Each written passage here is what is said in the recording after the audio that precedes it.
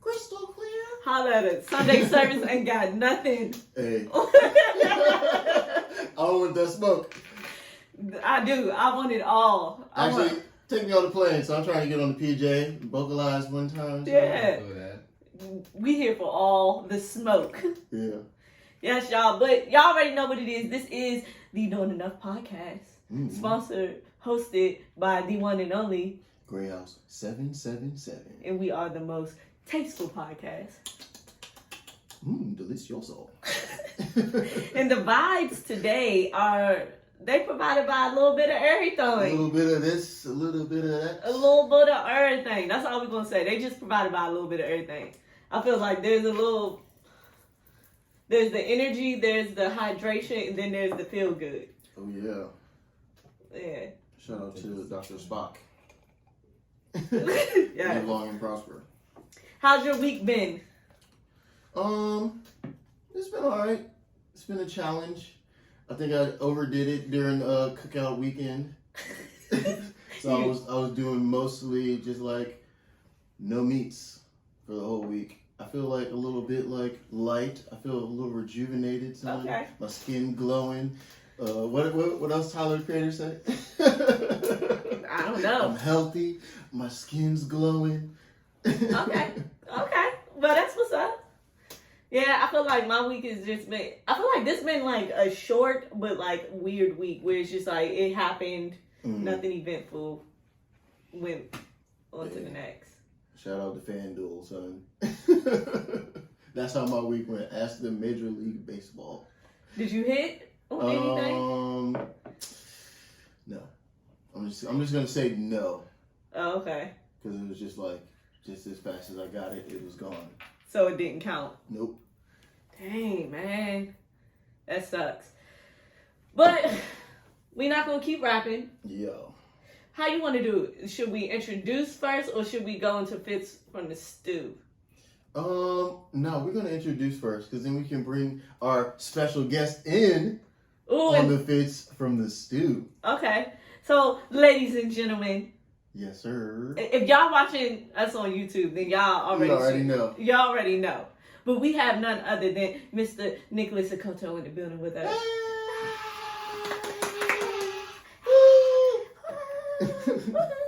Thank y'all. How are you doing today?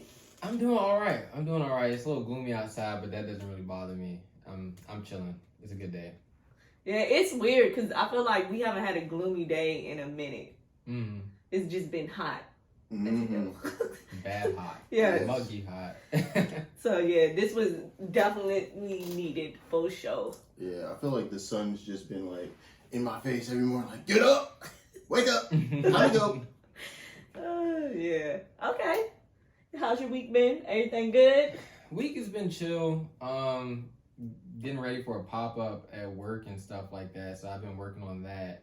I wanted to go into work a little bit more, and somehow I only went into work like twice this week. You know, it happens like that sometimes. But besides that, no, the week's been good. Okay, cool. All right, so how you want to do this? Hey, you already know what we're about to do. It's time to give y'all Fits from the Stew with the fadeaway. I didn't even get a good look at you today. Man. All right, I see what you got on. The only thing that's different is I'm not wearing a white tee. I see what you got on. See, I'm still wearing a white tee. I'm still low-key looking like I'm sanding floors, but hey, this the vibe we going with. So I'm going to start as, we ain't even going to talk about the hat, because we know what it is. You already know. He gonna keep running it back. Yeah, shout out to Turbo, son. Yeah. Are you ever gonna do a haircut reveal? Maybe if I get some actual volume. That's what the girlies say, volume, son. I get some volume on this joint. So ladies or fellas, drop some hair products down. Help your boy out. He said he's trying to get some volume. Okay. Once you get the volume, you gonna turn up the volume. Maybe. Or it might be like some situation where I just braid it. Oh. Then you're gonna have to change the song. Hey. Girl, come and braid my hair. Yo. I don't know how that's gonna work with the intro, but hey, we can figure something out. So Mario, I mean, I think That could I be can for hit your in premium notes. content. Yo, I gotta run back my infamous who said it? My infamous video. Yeah. Oh yeah. Exactly. Y'all want that premium content, son? Hit my line. So, starting off, my good brother to the left of me has on a nice, what we consider that like charcoal, or you want to go with like faded black, Yeah, I think it's more like a washed, sun-faded. aged black. We'll do like an aged black. I like the way that sounds. Got a nice aged black tee. Is that I'm a nice aged black. he's a nice aged black man in an aged black tee. Yeah. Is that or are we keeping those deets to? Oh no, this is a low key sleeper, son. Shout out to Lucky Brand. Lucky Brand. Ooh, okay, got a pocket on the front. Yeah, this was when we had that hangover day in Annapolis Annapolis Mall. Mall.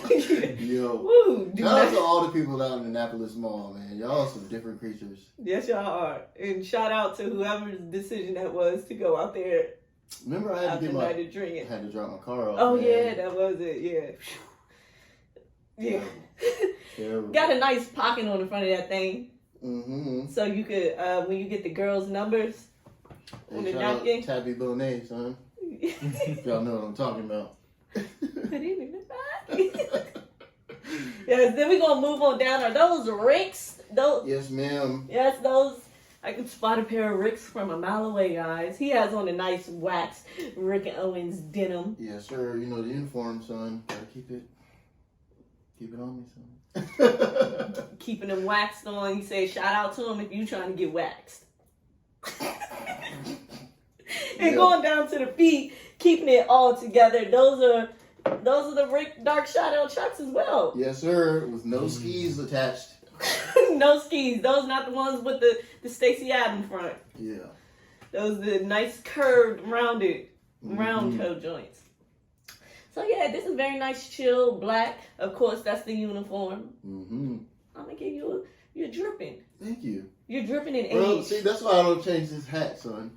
You're dripping in age. Yeah. I need to get see, I told you, we already spoke about the hat I'm gonna buy, but it's like I need to get a good all black hat because I feel like the ones that I have just clash because it's always something extra. Where it's just like, I got the denim tears one because I thought that was gonna work, but then it's just like the floral on it. I just feel like, ugh. Bro. It'd be like, in my head, it probably wouldn't clash to everybody else, but in my head, I just like, ugh. Yeah. I can't be wearing this with this. Yep. Yeah. Yeah, so you're dripping in black. Okay, thank you. I appreciate that, son. Okay.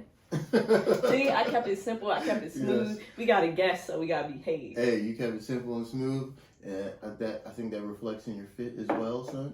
Because we're gonna get into yours. You are really artsy fartsy. It must be painting day down at the rental. I got something on my house. shirt, so if y'all see it, just act like you don't. Yeah. So as y'all can tell, this is like week 3 now. Danae's been working on this reno.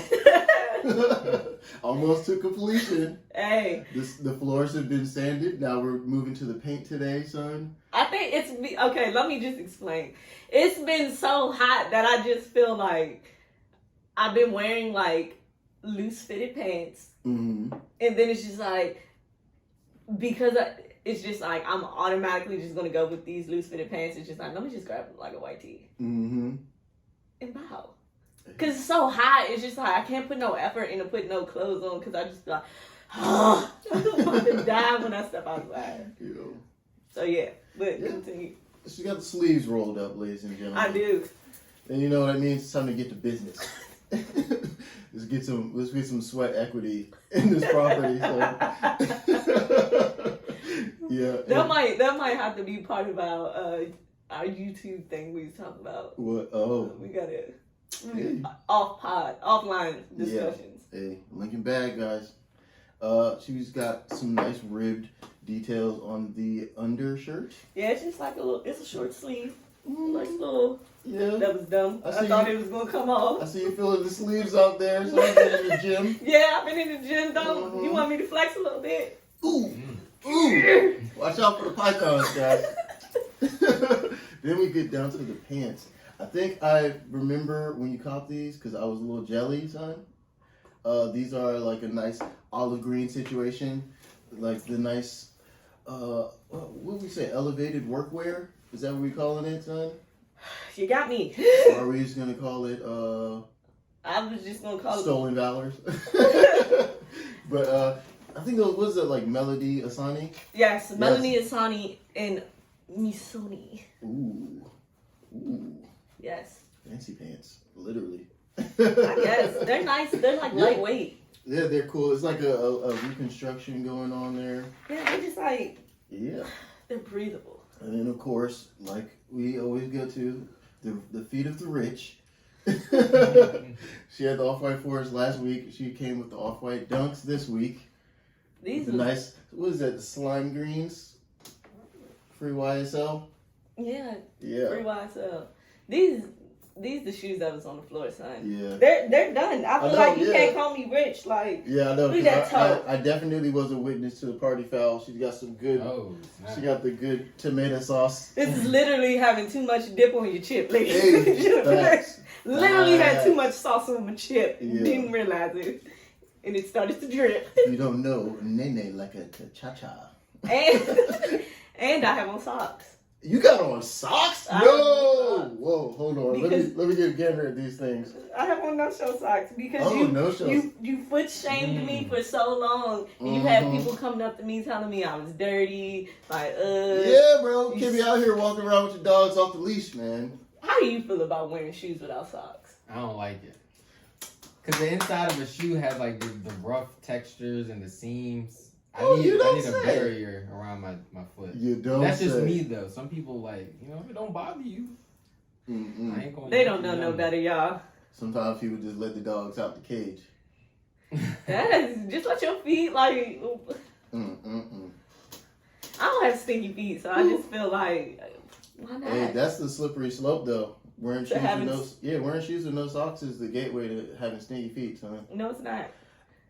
I go see I get a pedicure, so it's just like, I don't know. I just feel like maybe like that helps scrub. Maybe that's a man thing. I think that might be more like a men's thing. What, stinky feet? Yeah, with like not wearing socks and then that getting. I remember athlete's foot. Shout out a long to time ago. This dude told me if a girl doesn't keep toenail polish on her feet, that means her feet stink. I don't know how it correlates, but ever since then, I always try to keep toenail polish on my feet. Just in case somebody else thinks like that. I think that might make sense, though, because if you think about it, like, when you notice you don't have nail polish, it's because you've been looking at your feet. And girls really don't like to, like, look at their feet if they're not done. But how does that correlate to them being stinky? Because if you notice your feet don't have nail polish, oh, no, sorry. If you're looking at your feet every day, which means you're washing your feet every day and making sure you're getting between them twinkle toes, you'll notice your paint's chipped. You'll get your feet done. So if you don't get your feet necessarily. done, it's more likely you're not looking at your feet every day. But not necessarily. I haven't went to get. I don't have toenail polish on my feet right now because I took it off, and I haven't went to get my feet done. But when you wash your toes, do you look and be like, "Dang, I need to go ahead and get these dogs painted"? I have really pretty feet, so I just be like, damn, I got some pretty. Well, you are maybe you are just not a part of these. It's just like who like just looks at their feet. I feel like if your feet are like ugly, then you probably just be like, yeah, I need to. But girls, but if like, they pretty, you just false, like, dang. True or false, girls do say like, oh, don't look at my feet; they're not done. Yeah, I say that even when my feet are done, because it's just like, why is you staring at my feet, weirdo? Oh my god, never mind. Let's just move on, son. Because that's so weird. Like, why are you just staring at my feet? Because I feel like if you're staring at my feet, then it's like, what are you trying to do with my feet? Maybe I like have a lot of experience with like dating shy girls. But no, I feel like feet is weird. I feel like there's not too many girls that I know that like don't be like, oh, don't look at my feet. Oh, don't look at my feet. I feel like almost every girl be like, ooh, don't look at my feet. Okay. Even when my feet are done, I'd still be like, ooh, don't look at my feet. Because it's a difference between somebody glancing and noticing like, oh, she got her toes done versus like, you're looking at my feet. Because then it's just like, you're looking at my feet. Like, so you're going to find something. It's critical analysis. Yeah, like you're going to see the little bit of hair that might be on one of my big toes. Like, you know what I'm saying?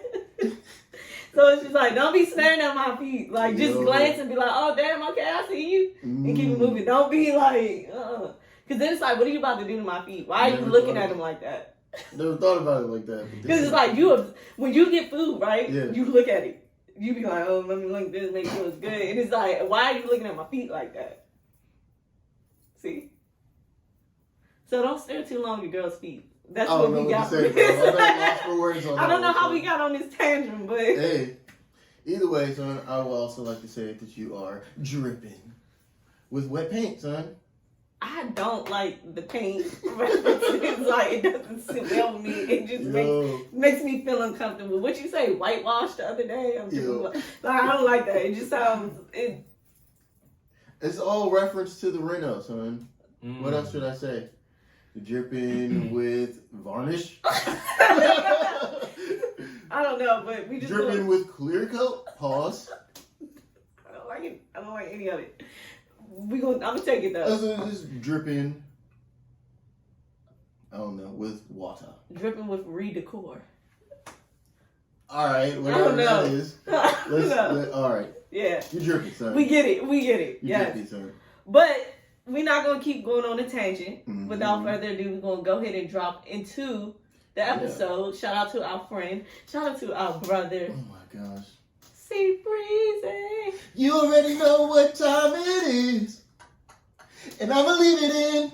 Don't you be on that bullshit, yeah, yeah. Don't you be on that bullshit, yeah, yeah. Do you feel better? No. Do you feel like you got your power back? No. I took the shine last week. I just keep looking at what episode number it is. I'm just like, bro, we still got a good solid 50 more of these. So just to let you in, he picks that. He picks what he's going to sing to start the... And it's just like, he always goes for songs that's not really in his vocal capability. And then get mad once we 30 episodes in and he don't want to do it no more. This song was extra bad because I came up with something. And it was like, oh, that's perfect. And I swear it had something to do with the Soulja Boy song. But literally in the moment, it just left my head. Chris Brown came up, and I was just like, you already know what time it is. So how long have you been doing that one? Well, this song. 47 or 46 episodes. Oh, that's what you're saying. Every 100, you switch to a new thing. Okay. Because what was it at first? It was Trey songs. Yeah. And we changed the intro as well every 100. So, because it used to be the to the Who Let the Dogs Out. Oh, who's ready for the podcast? Yeah. So we changed. That's what's up. Yeah. Yeah. Because we know, although it's cringy, we know y'all love a little bit of cringe. Yeah, we gotta get the wiggles out. Yeah, you can't take yourself too serious. Especially not after butchering Chris Brown's songs. Feel loose, son. Starting this week, we got some new album releases. Yes, sir. The DMV's own. Mr. Brent Fayez drops his new album, Wasteland, featuring... Oh, wait, before we get into that, I'm not prepared, y'all. Do you have the track listing up? Yes, I do. So I can tell them how many of them things is on here. We've got 19. 19 of them toxic...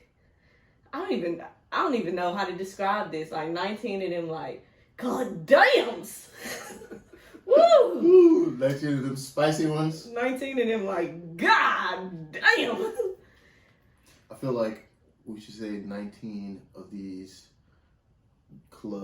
jazz clubs, Margiela jazz clubs, because that's the whole vibe. So the Brent Fayez, like, you know that man has worn the Margiela jazz club at least once or twice. So starting out, I know I listen to Brent Fayez. I know you recently started listening. Yeah, I'm a new listener. Are you a Brent Fayez fan? He ends up in the rotation. Okay. Like certain singles and stuff like that. But I can't claim fan. Okay. Because there's real fans, you know what I'm saying? Yeah. Okay. So far as the album artwork, let's start there. Ooh. How do y'all feel about this? Does this embody what he was talking about? Does this make you feel like it wants you to listen? Interesting. I like the appeal of it. It's giving me like the vibes from, oh my gosh, I'm like drawing a blank. Quentin Tarantino. That's what I'm getting from it, and then it's just like 3 different like characters here, but it's all Brent. We got the famous Burberry jacket from his Essentials. I don't know if anybody's watched that. The real fans probably seen that. You got your Burberry jacket is in here, son. You got the straight jacket. Look crazy. Yeah. And then we got, what's this, New World Order? This looks like maybe a varsity jacket. Yeah, I think that might be his brand, that New Low. Yeah. I don't know if that's New World Order or not. Think about it. I don't think it is, but we can go with it. Hey. Till we figure Let it us out. know in the comments if y'all know what that is. Yeah, real fans, hit us up, son. Yes. Oh, he's got some good volume on his hair, son. This is the volume I was talking about. Oh, okay. So why don't you reach out to him? Just be like, look, my DMV brother, Hey. help me out. I mean, I got some products that work for me, so I think it's just time. Time has to go into this, son. Okay. Like a nice bonsai tree. All right. So how do you feel about the album? There's so he has features from Alicia Keys. Of course Drake. Hold on, we didn't ask our guest how he feels about it.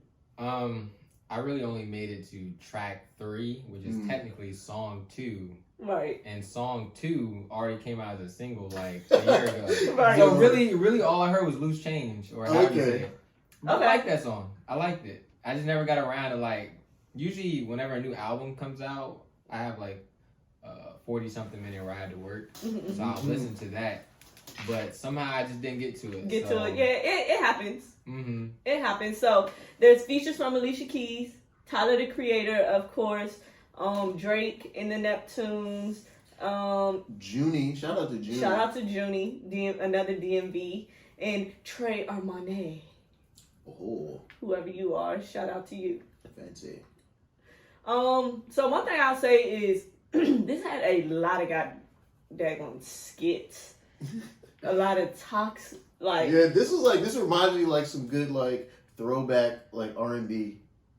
I Where think- it's just like, Colin, like with the what was it? Oh, he's canceled. We can't talk about it. Shout out to the Isley Brothers if you know what I'm talking about. Some skits. I think too, this would have been great, or like I won't say he dropped the ball, but like this could have been a great setup for a visual album that like is like a mini movie because of the way the skits were and the way that the songs intertwine with the skits. Like I feel like, come on guys, let's pay attention to what Beyonce's doing. Yeah. Visual album. You never know though. I mean, some of these. No, because he already dropped a video for Price of Fame. Oh, for real? The one that. Yeah, we did. We did Yeah. watch that. Yeah. So it's just like, come on, guys, take advantage of like the creative opportunities you set up for yourself. We still got. Especially with the skits though, because it's so many of them. Yeah, but it like walks you through it, son. Let's see. Yeah. How many skits versus how many pictures on the album art? So the first song was a skit. Yes. And then 2. That interlude, I think, was still like a skit. The interlude? I feel like, because it was super short. I feel like it was like No, him he just talking over some he music. was like singing a little bit, little sing-songy. 1, 2, 3 official skits. So, you never know. Do you have any favorites? We know you didn't listen to the whole album. Mo, do you have any favorites? Yeah, shout out to Junie. FYTB. That joint is fire. Addictions was really good. See, I would have said Angel, but I was just like too shocked after the skit. It was just like, oh my god. That was a wild skit. Yeah. So I really liked All Mine. I like The Price of Fame. Yo, I forgot about that one. Loose Change was pretty good. It's crazy because the song with Alicia Keys, I don't know if I'm like, it was cool, but it's just like, I don't know. Bro, it's I think funny. I would have appreciated maybe a Summer Walker before Alicia Keys. Yeah, like what was funny about that was like I like in my car I can't really see like the full thing. I don't know if there's a setting I need to change where Oh, like, yeah, it doesn't show the full feature. So it didn't show me who was featured. But I was like, is that Alicia Keys? And I never checked, but it really was, bro. This whole track, Ghetto Gatsby, just reminded me of like my arch nemesis, Lin-Manuel Miranda. We were just like, all right, is this man like audition? Is this like an audition for Broadway or something? Woo! Oh my gosh, we can't mention him. Got so much. It was people ready to throw hands with Maurice talking about Lin-Manuel. Yo, it was all in good fun. So I'm not a real hater like that. So I mean, I can appreciate what Hamilton has contributed to society. So and history. Yeah, I just feel like Alicia Keys. It's so many other people I could think of that like I would have preferred before Alicia Keys. But picture this on Broadway, Ghetto Gatsby the musical. I could see Solange with Alicia Keys there. But why couldn't you see Solange, Ghetto Gatsby, the Broadway featuring Solange? But I feel like Broadway in New York has to have Alicia Keys. No, it doesn't. Just because she made that song in New York. Just because the whites want to hear that. At some point, they want to hear Alicia Keys say something about New York. No, I feel like leave Alicia Keys. We get it. Alicia Keys is from New York. That's it. We don't need extra. And Tiana Taylor's from Harlem, son. Shout out to Tiana Taylor again. Again, we have no idea what we talk about. Keep doing your goddamn thing. Yes, sir. Show us how to get to 15 M's. Yes. So do you have a favorite Brent song or like a song that's in rotation? I like Clouded a lot. Oh, okay. Yes. I like Clouded a lot. That one ends up in the rotation pretty regularly. Okay. Yeah. So are you an R&B guy? Because see, Maurice wasn't an R&B guy, but he's come over to the soft side. But I knew this was my people's. I knew you were my people's. No, I like melodic music, but pure form R&B, I'm not the biggest fan of. But Brent, I don't think he's like. I don't get like he's not Tank pure or R&B. something like that. Yes. That I can't like sit and listen to that. Okay. But people singing, I can listen to that. It just has to be in a certain vibe. So he does fit the vibe. Brent fits it. It's just like it's like anime to me. It's like it's too many things to get to, and Brent just happens to be one of the people I don't get to go listen to his whole discography like that. Right, got you. Okay, no, but he's cool though. I like him. Got you. I got you. Because I want to say.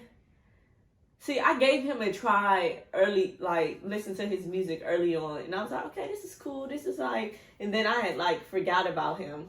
Mm-hmm. And then I, like, doubled back and I was like, okay, I can, like, vibe out to this. I definitely feel like, though, with his music, for me, there's, like, a time and a place for it. Mm-hmm. Where it's like, I'm not just, like, of course I listened to this album because it was new. But it's like, depending on what I have to do, I'm not just automatically going to throw some Brent Faiyaz on. Mm-hmm. Like, I have to be in, like, a vibe. Shout out to my aesthetic friends. I have to be in, like, a vibe or, like, something to listen to him. Because I feel like he's not, like, everyday listen. Yeah. Yeah. I don't know. Do you like toxicity in your music? Not necessarily, because I don't really deal with it in real life. But okay. I pick and choose what like non-relatable music I listen to. Because of course you're not going to relate to every single song or artist. But I pick and choose because sometimes specifically like toxic stuff, like yeah. Mm-hmm. I only said that because everybody like, oh, Brent Faiyaz is like the R&B Future.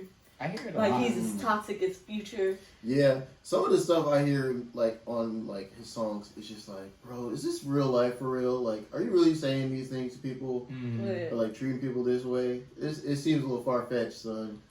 Kind of like how like crazy Future's drug lines are lately, where it's just like, oh, like it's got my homie's arm itching, but I'm still take it. Yeah, it's just like, no, not in real life. It's crazy though, because he said, I seen an interview Nicki Minaj did, and she was saying she was in the studio with Future, and he said that to her. He was like, yeah, it's crazy because like people just think I'm like super drugged out and I do all these drugs, and he was like, I really don't do nowhere near as much drugs as I talk about. He was like, I'm really a lightweight.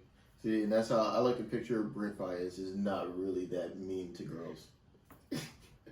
I feel like no one's that mean to girls, especially any girls of quality. So it's just like, you can be mean to girls, but those are the girls where it's just like, those are the girls that nobody's gonna like think. I don't want to say it's cool, but nobody's gonna be like, dang, you carrying her like that, and people gonna be like, yeah. See why you can. You get what I'm saying? Because when I feel like girls of quality, it's like at some point it don't matter what you got going on. It's just like, who the hell you think you talking to? Yeah, right. Like you look like a deranged person, like just like you look toe up. I don't even know how to describe this, but yeah. Cause I just when I say girls of certain quality, I'm not even talking about looks. I'm just talking about overall. Cause it's just like the girls with like standards. Yeah, like, that's what I mean. Themselves enough, like bro, like at some point, like you're not gonna let people treat you like and that's what basically what I'm saying. Like girls with standards, like regardless of how you look, what you got on, like girls of a certain quality. Like regardless of how much money you got, how much fame, like it's still gonna be like, bro, you have lost your damn mind if you think you about to be playing with me like this. Yeah. Cause you gotta remember, girls of a certain quality, normally that dude is not the only dude trying to be the only one. You're not the only one trying to be the only one. So it's just like, y'all hear that, son? Don't be playing with niggas. So it's just like you can't, like, ain't nobody coming up with like just taking that type of disrespect and toxic energy. It's just like, boy, bye. I feel like I have a smaller sampling of what his toxicity is. Because the songs that I've heard, it doesn't sound that bad. Mm-hmm. But it must be bad if people are talking about it like that. I'm guessing. Honestly, to me, it's not that bad either. Like, I feel like people... Because I feel like there was a sense of like a slight little bit, and to me it wasn't even like being toxic. It was just like modern day stuff that happens in relationships with like people that when you like kind of immature, you young.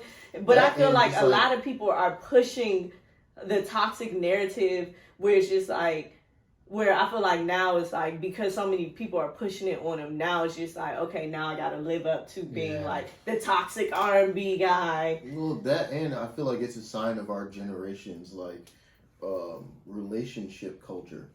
Yeah. So it's just like, bro, like some of this stuff is like situations where like only we experience it because of how we are in our relationships.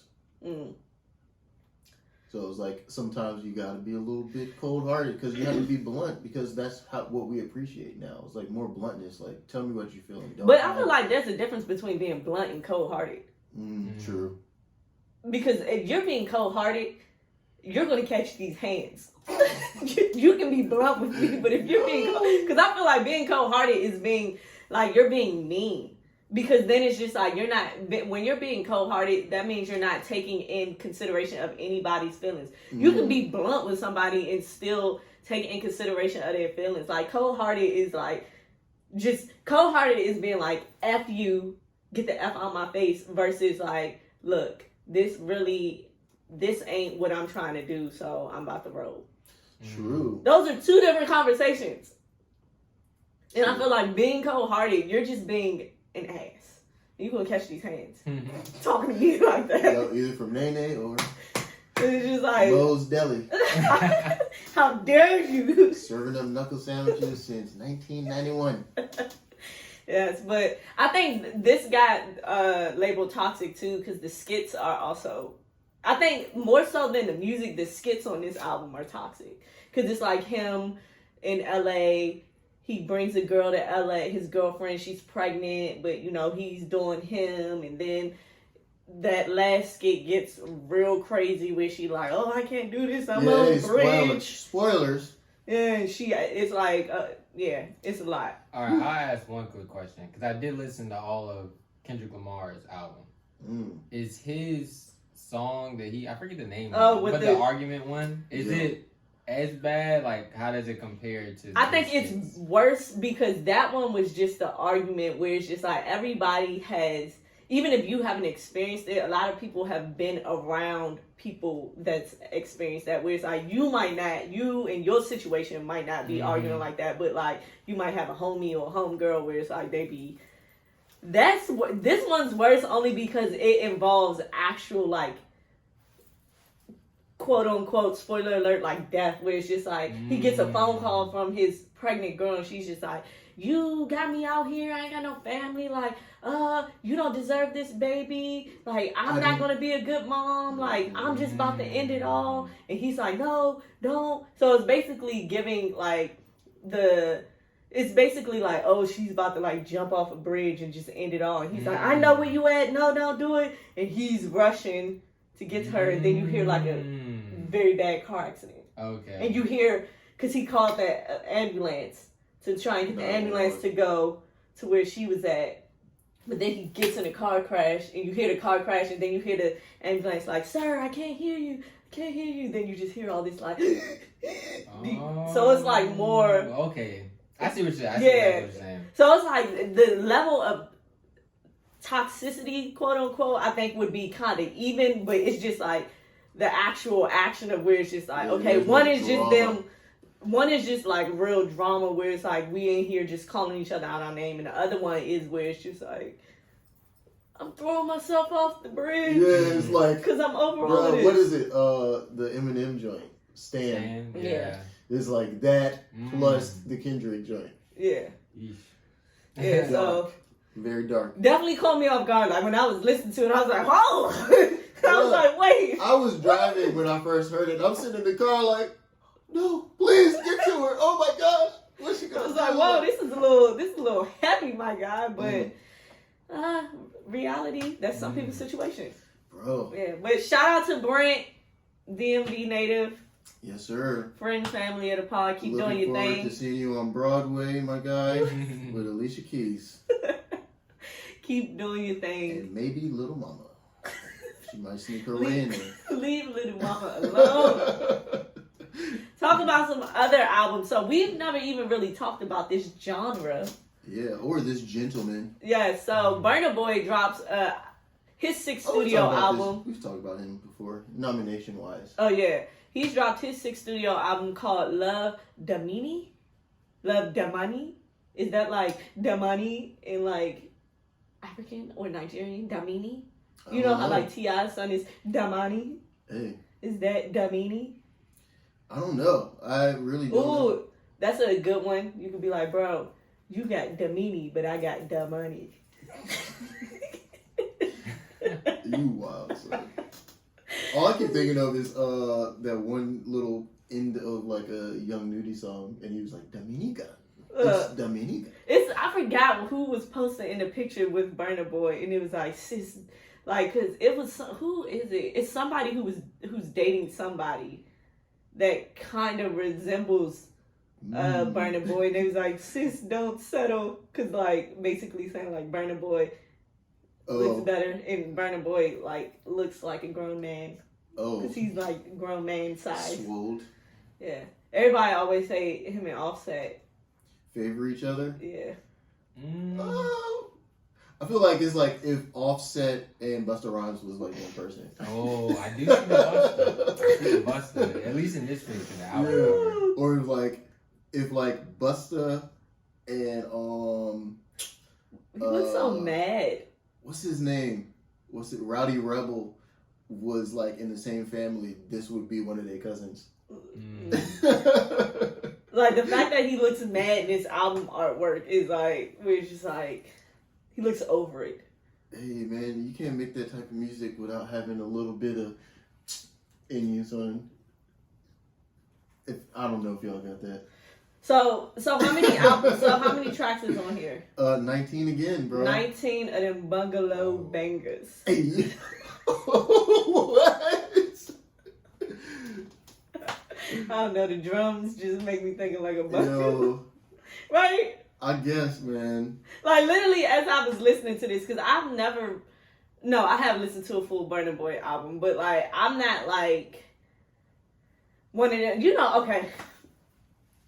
Afro beats is like a whole, like, I feel like that's like the trend thing now, right? As far as music. Yeah. So it's like, I don't know. I've never really jumped on the trend as heavy as a lot of people. But when I was listening to this, I just was like, I think I get it, because it's just like, this makes me want to be on vacation with like a man and like have fun, and it's just like that's not where I'm at right now. So it's like I ain't trying to hear this.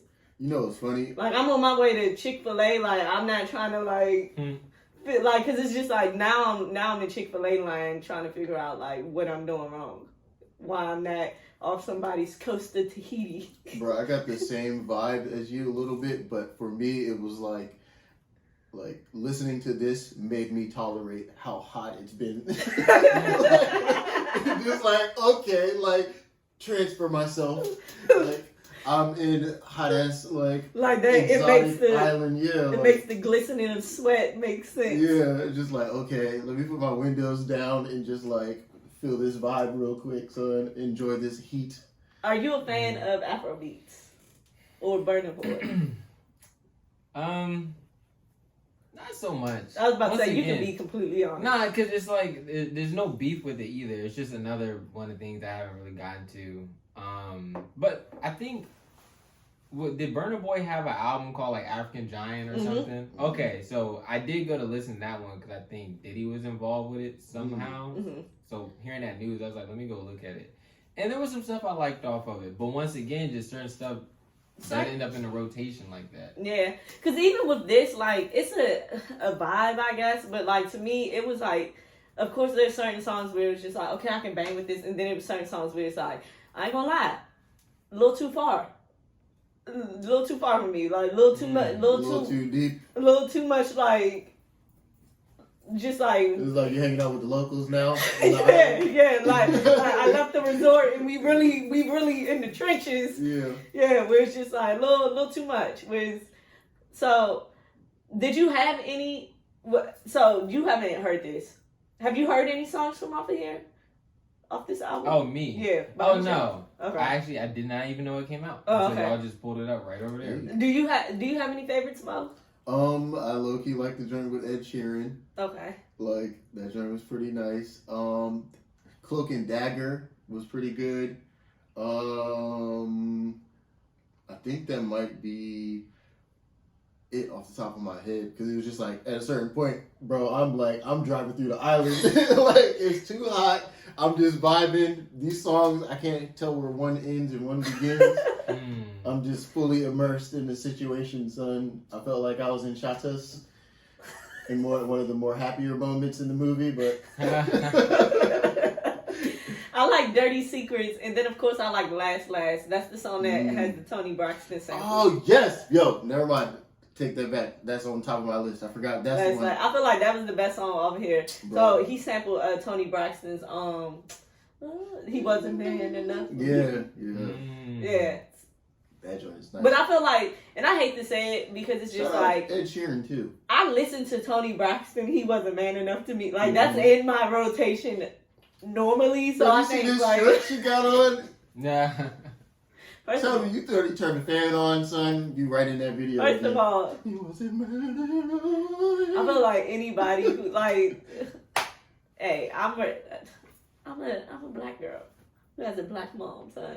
Tony Braxton, all that was on high volume, son. I can literally sing like almost all Tony Braxton songs like off top down. Bruh, I just remember back in the day when Tony Braxton was really putting them hits out week after week. Yes. And it was like my babysitter used to be picking me up from school, bro, and I'm just sitting in the back of the van like, and she just vibing too hard. I was like, bro, I don't understand. This is a good song, but she seems like she's going through something up there. Who do you think I am? Don't know he was my man. Yo. She said, I told your man to leave. Little do you know, I told your man to leave.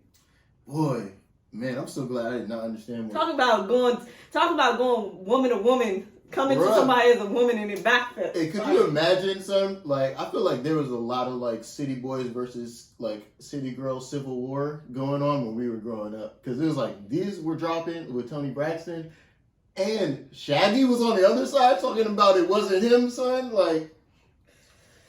Yeah, but y'all, them songs, like, the men's never come as hard as the women. Because it's just like, as a woman, it's just like, you know that place where it's just like, girl, but think about it. I made him leave. But if you think about it, a woman can always hurt a man. Way worse. Yeah. Just like the simplest Because y'all, you want to know why? Because men have egos. Yes.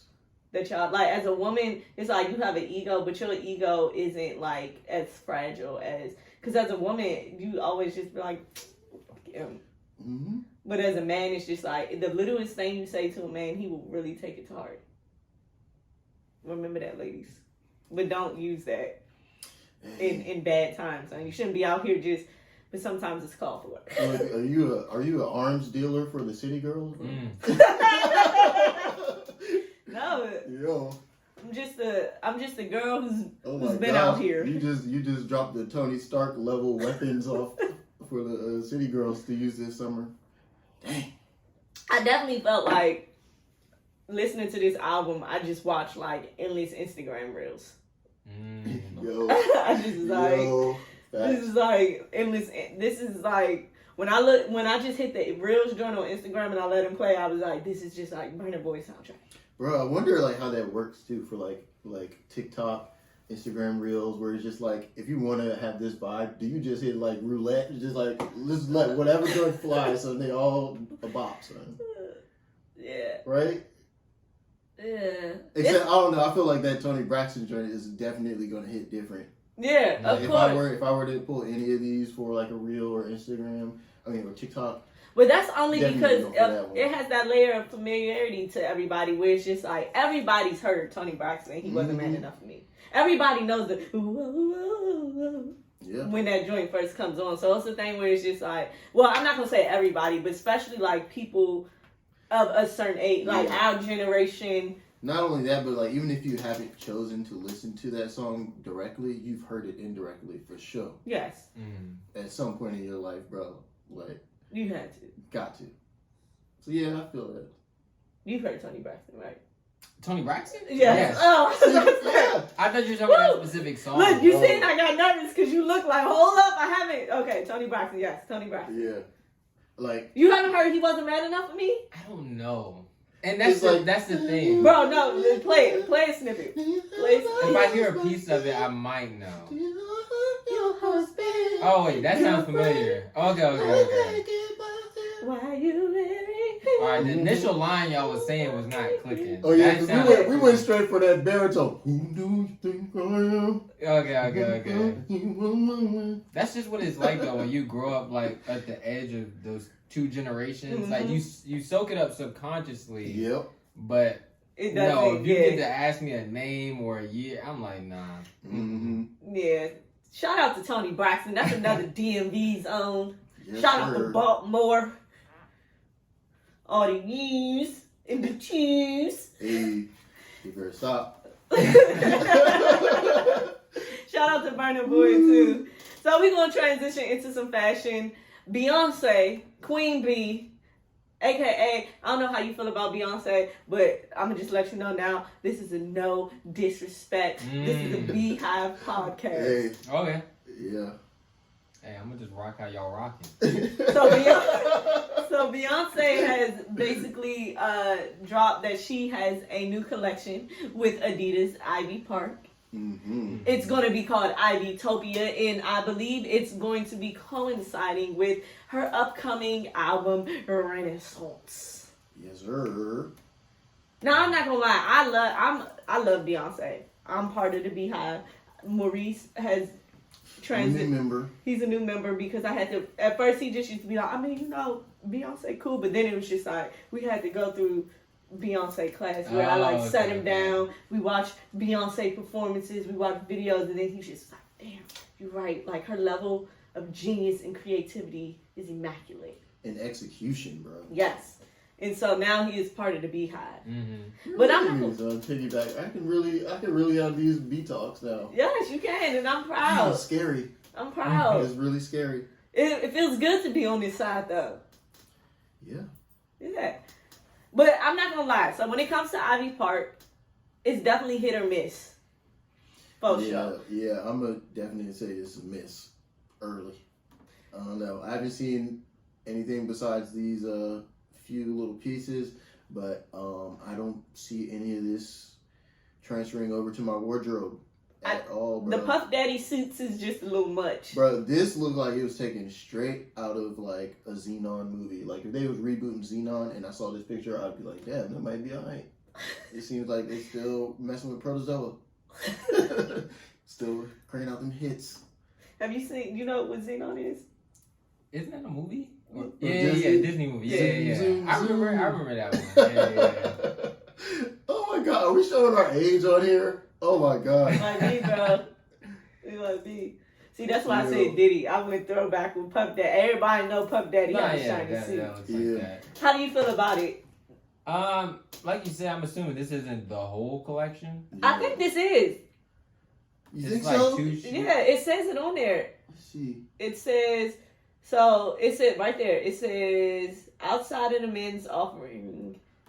No, you got. Oh, 52. Oh Yeah. no, bro. Yeah, well, we got swim options. Oh, yeah. Yeah. 52 apparel. styles. Yeah. Yeah, this cannot be. Oh, so this is a teaser. Oh. Something like that. Woo! Girl, you teased the wrong thing. Oh my gosh, this is going back to what I said last week, son. You gotta drop off the The bull. for you to do the official release. I think the top is pretty cool. I like the top worn separately, probably.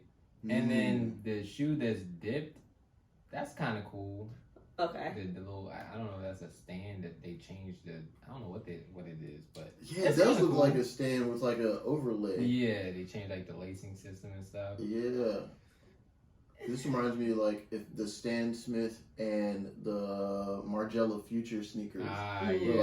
like blended together with a little bit of That just looks Alexander regular right McQueen's. there. Yeah, this is just like, oh, we're going on a hike. Adidas drop.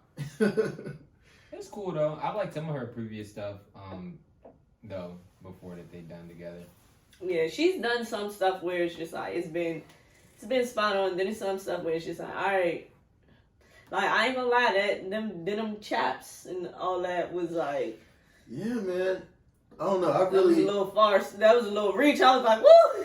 bro. Where do you think you have to go to really see like the full run of like the Ivy Park? Just, Houston. like, Houston love their own. Like I feel like if you, cause you know Beyonce is a Houston girl, so it's just like I Yeah. feel like go to Houston. or Toby. Toby Wigway concert. Facts. They Or go, video shoot, son. You just really get to run. yeah. Cause I've seen even out and about in the city, I've seen like girls piece certain Yeah. things together from it. I feel like I just be seeing the same ones though. Where it's just like, bro, like I would like had I not seen this picture, I don't think I would ever would see this shirt in real life. And it's just like, dang, son. I feel like if so, it would probably be on the wrong person where it wouldn't make me think that it was Adidas and Ivy Park. It'd make me be like, because I feel like the rest of the outfit as well would just be like, whoa. Yeah, I can see like like the club always has like that one guy that's like dancing to every song that's on.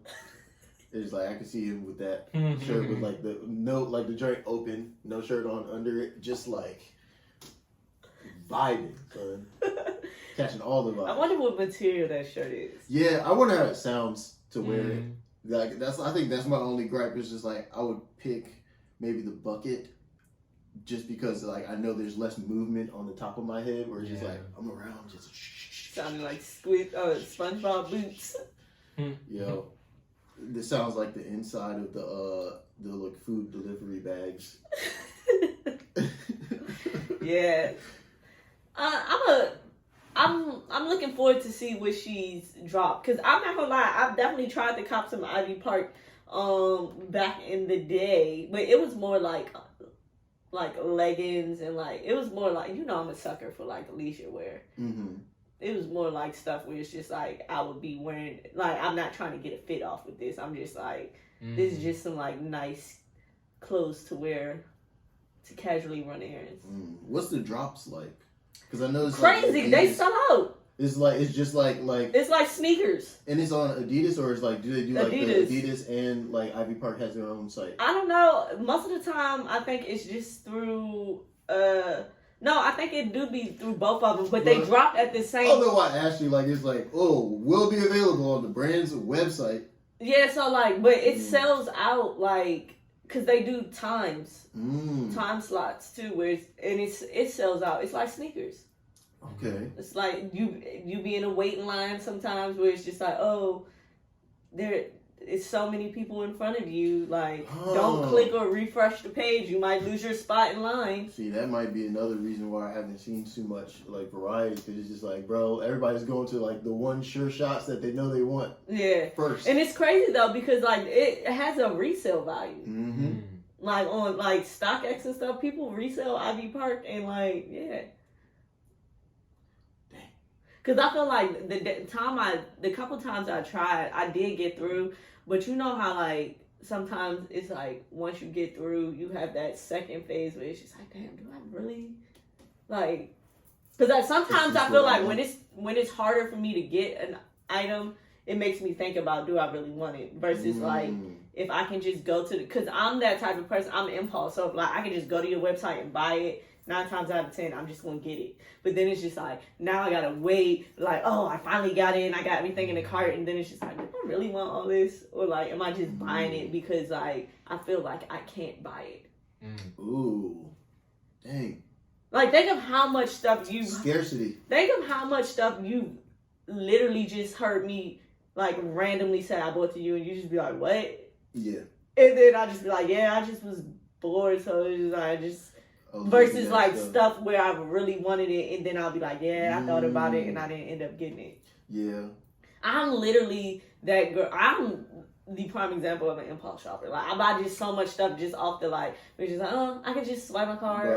Bro, I'm so calculated. I feel like the best way to get my money is to show me something like weeks early, son. Because like, I'm the guy that's like looking at the restaurant menu way before I even go to the restaurant.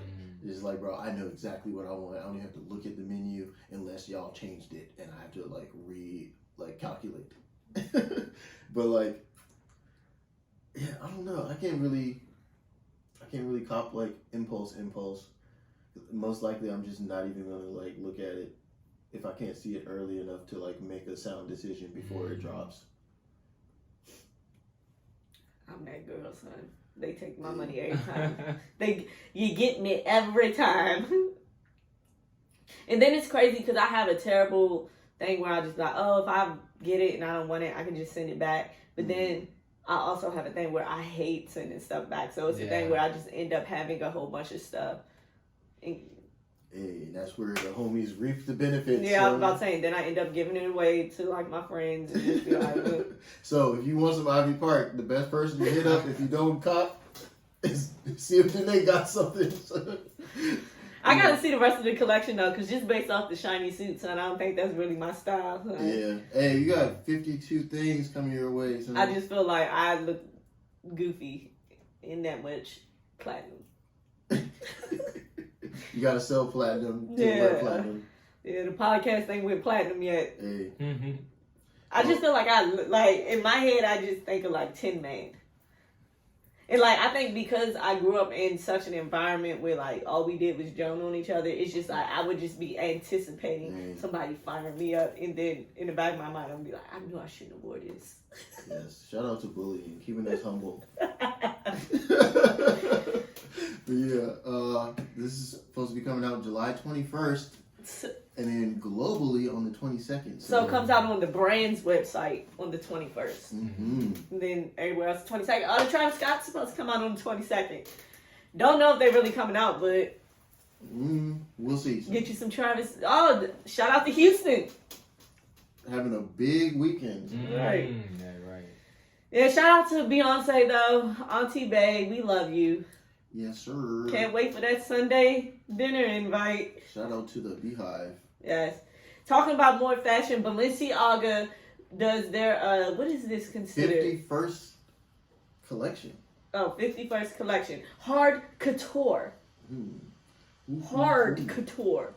Yeah, it definitely went hard, son. Yes.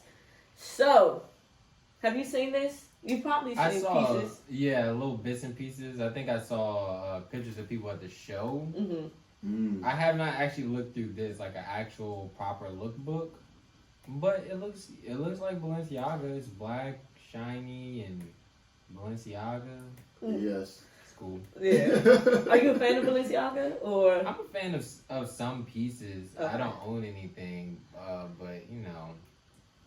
It's a cool thing. I can see how much Kanye is involved in it. I mean, I know he was like wearing it, but I feel like he shaped the styling of it, of how the pieces are put together. So I could see that in this. For sure. Yeah, facts. I don't think I own. I don't know. Yes, you do. Well, I got some Balenciaga shoes. Oh, shoes, yeah. I guess that doesn't really count. I mean, but like I meant like pieces. Yeah. And I feel like those shoes, they're the older ones, so it's just like, do those count anymore? Yeah, I feel like my taste hasn't like allowed me to really bring myself to make a purchase from Balenciaga, because it's just like the stuff I'm really drawn to doesn't have to be like that like detailed or like that intricate. So I just like, be feeling Balenciaga doesn't have to be the one to make this. Yeah, and that's how I look at it, because it's just like, it's very much so, I guess. Shout out to, you know, the girly. Shout out to the aesthetic girls, but like, it's very much in my lane. You know, our uniform is black. But my whole thing too, I look at it sometimes where it's just like, am I really about to pay this much for a black t-shirt? Yeah, or a hoodie. Yeah, where it's just like the pieces that I'm more drawn to, where it's just like, yeah, I really like the fit or the cut. In the same token, it's just like, I don't like it enough to pay this much for it though. Yeah, I've seen a lot of people giving them some pushback on not just the show, but just like some of the garments, because it's supposed to be couture. And they were trying to say like the attention to detail wasn't there. I would like to give my input a little bit, because it seems like surface level Balenciaga is not like digested properly. Because I mean, I've read up on some of these details, like some of these wrinkled garments. There's actually aluminum and what's like wire. It's like it's like wire mixed in with the actual materials to make these garments and make them visibly wrinkled, but it's actually like a structural, right, where it's like that's not going to fall. Yeah. So I kind of like that, because that kind of ties to me with like the military garments, where you can have like a wire in the hood, so you can keep your structure on your hood for your like military jackets. I like that kind of like those kind of little small details or little twists with the garments, where like they really. Would you consider it couture? I think so, yeah. Just because of like the level of. Is it considered couture because it's Balenciaga, or is it considered couture because it actually meets the up to the term of couture? See, for me, couture is experimental works, or like almost like art in the form of clothing. So in that sense, it's like I would view these as like sculptures, in a sense. So it's just like an interpretation of life, which art imitates life. People have wrinkled clothes, and like the extra level that makes it couture is just like, how do we make like a reflection of society where like, number one, nobody uses irons anymore, and it's just like, we're gonna make a wrinkled shirt, but the couture component of it is like, we're going to sculpt a wrinkled piece of clothing.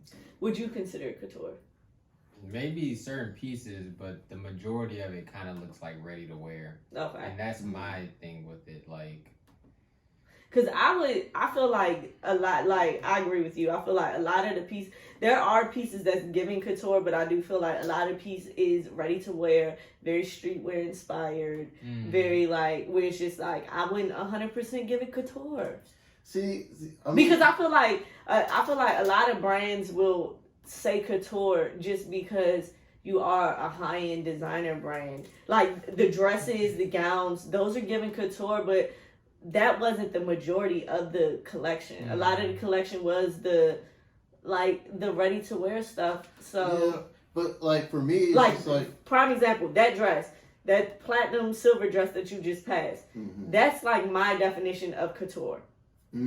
Because like, again, it brings in what you just said, where the structural principles, where it's just like, okay, wrinkled garments, I'm quite sure the detailing in that, but it still gives that over dramatic, like, where it's just like, I can't wear this anywhere. This is what I'm wearing to that place where it really matters. And that's how I look at couture. See, for me, like when I look at certain pieces from this collection, like like a T-shirt, I see like how you can go to an art gallery and see something that it looks like a pencil, but then you find out it's made out of ceramic. But it looks exactly like a pencil. You couldn't really distinctly tell the difference between a real pencil and this ceramic one. But that's just more. And that's what I like. That's why I see the genius behind like what Balenciaga does with certain things, because they will make a everyday piece, but until you like actually get up on the garment, get it into your hands, or like learn about the process of them making it, you won't understand like the level of detail that goes into it. And I get what you're saying, but does that make it couture? That's my whole thing. I don't know. Do we have the definition real quick? Yeah. I feel like I might be thrown off in like the definition of couture. Because I feel like you can make something that's like art, but does that necessarily mean that it fits under the realm of being couture? See, for me, I would say yes. So, okay, couture, the design and manufacture of fashionable clothes to a client's specific requirements and measurements. Fashionable, made-to-measure clothes. But in the Cactus Jacket is different in the fashion industry. Click on that where it says what classifies something as couture. Yeah, so usually in my like experience or like knowledge, to my knowledge, it's like couture is always the stuff that's not going to be readily available. It's not like right. So it's just like stuff that you special order. So exactly. And my whole thing is like even with those. Which is why, going back to my point, where it's just like, even how you saying like the structural components of those shirts, we know that at the end of the day, it's still just like, that leans more towards the ready-made stuff versus like some of these like dresses or gowns where it's just like, you need measurements for that. Yeah, but like that t-shirt is cut a certain way regardless. All this one size of that shirt is more than likely cut the same way. Then there's going to be probably a medium version of that shirt. All the mediums cut that same way. But when it comes to the gowns, it's a little bit more. Because I feel like there's a level of like. Is that on the website? Any of this on the website yet? I don't think so. Because we might have to. Yeah, because I feel like table this and come back and. Because I feel like that's my whole thing where it's just like a lot of that stuff is... I feel like there's like a little bit of like things that we have to kind of appreciate or like applaud for them to like, I mean, for their... yes. For like the... That's a wild opening. Yeah, like for the innovation in itself, where it's just like, okay, how many brands have a couture t-shirt? And but what you consider, but that's my whole thing. Like, oh, bro, like I said, like this is like fully like wired on the inside, or it's just like this is like wire framed at first, and then the fabric is either over it or integrated with it. So it's just like, bro, that's like. But it's still cut to one. What I'm saying though, it's still cut to one measurement. It's not, and if you think about it, like, bro, they're not mass producing something like this, because this is like most likely hand done, and that's what couture is. Handmade garments made special to order by the purchaser. I mean, for the purchaser. I don't know. I feel like that's like, okay, like the jeans I could say is different. Like the pants, like, but you never know what, like, depending on the fabric, the construction of it. But like certain things in here where people are just like, oh, like this is not couture, like a hoodie's not couture. It's just like, bro, you just never made a couture hoodie. Just like when Kanye wore a leather t-shirt. That was different. It's like, bruh. Like, so are you equating couture just to like basically like bringing something different or like a new element to something, or are you relating couture back to like kind of its definition, which is making garments made to measurements? See, no. Because if you think about it, that's really what couture is. Because most of the time, if you go back to date, couture is like, oh, this dress is couture because literally I had to go in and they measured every aspect of my body to make this dress. This dress can only fit me. So if I try to get this dress to my homegirl, it's not going to fit her because this is literally made to my exact measurements. Yeah, but that's the whole presentation of couture being separate from a regular Fashion Week runway show is the fact that this isn't like your everyday item. This isn't like something that is mass produced.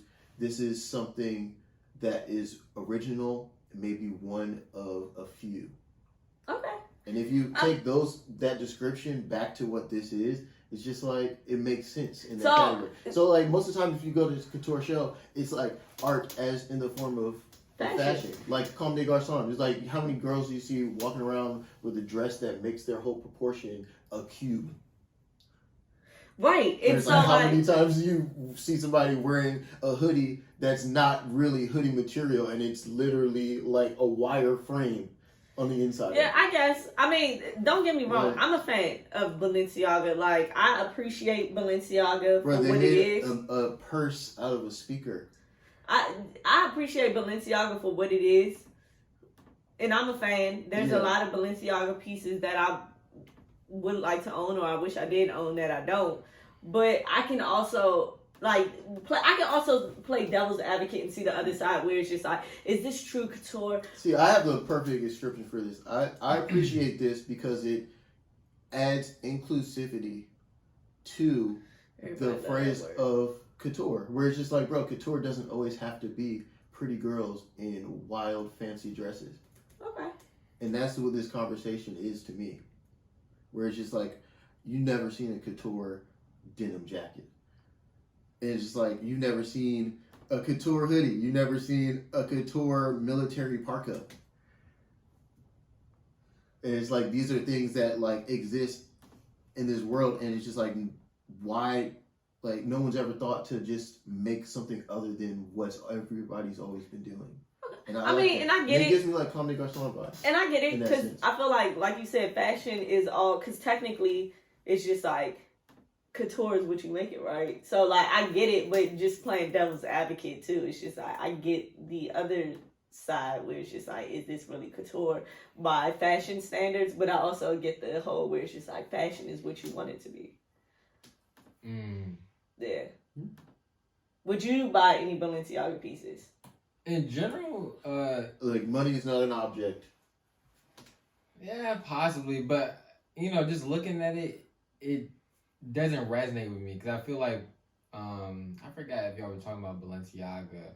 I think you were when you were saying like, oh, they might make a piece similar to something I like, but it doesn't have to be made by Balenciaga because people, we resonate with brands and their message and other stuff like that. So even though it might be nice, it might not be something like you feel like you want to rock, you know what I'm saying, right. outside. But with the couture thing, though, I feel like there's another aspect to touch on it, and that's like the business of fashion.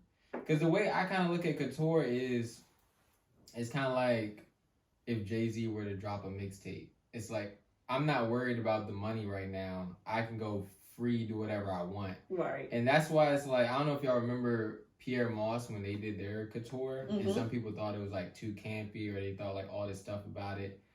But yeah, that's why I look at it like, because you know, even with me doing clothes, there's times where I can make something that's just wildly whatever I want, and I don't have to worry about sales. So like, I'm re-looking at it from that perspective. With the shirt or the different jackets, like we don't even know how much that costs. Like there might be some low-key crazy stuff that goes into making it. So that's kind of what makes it couture. It's like if somebody does buy it, they understand they're going to be paying this premium on it. This is like our version of not having to think about sales in the mass market. Right. So that could be, you know, that's just up to them. Yeah. Like this is what we want to show off when we're not thinking about how it has to move. Like this is just pure Balenciaga type stuff. And that's a true point. Facts. Big facts. Yes. Big facts. I feel like, and that's actually a good point too, because I feel like as a creative, especially when you're in that lane of fashion, it's like, it is that like balance of like what you truly might want versus like what you know your consumers will like eat up, where it's just like, I know I'll profit by doing this, but it's just like, I kind of want to do this, and it's just like, it's that balance. I get it, for sure. For sure. Yeah.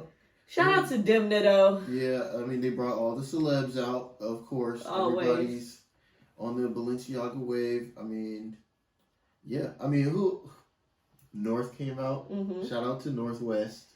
Made her debut in the fashion world. So Yeah, shout out to Balenciaga though. Yeah. Keep doing y'all thing. Y'all making money too, son. Yeah, shout out to them, though, bro. Lincoln bag. Please. Facts. We'll just let it Sponsor come. the pod. Right. So talking about some collabs. Yeah. Would this be considered like high-low? Maybe? High-low?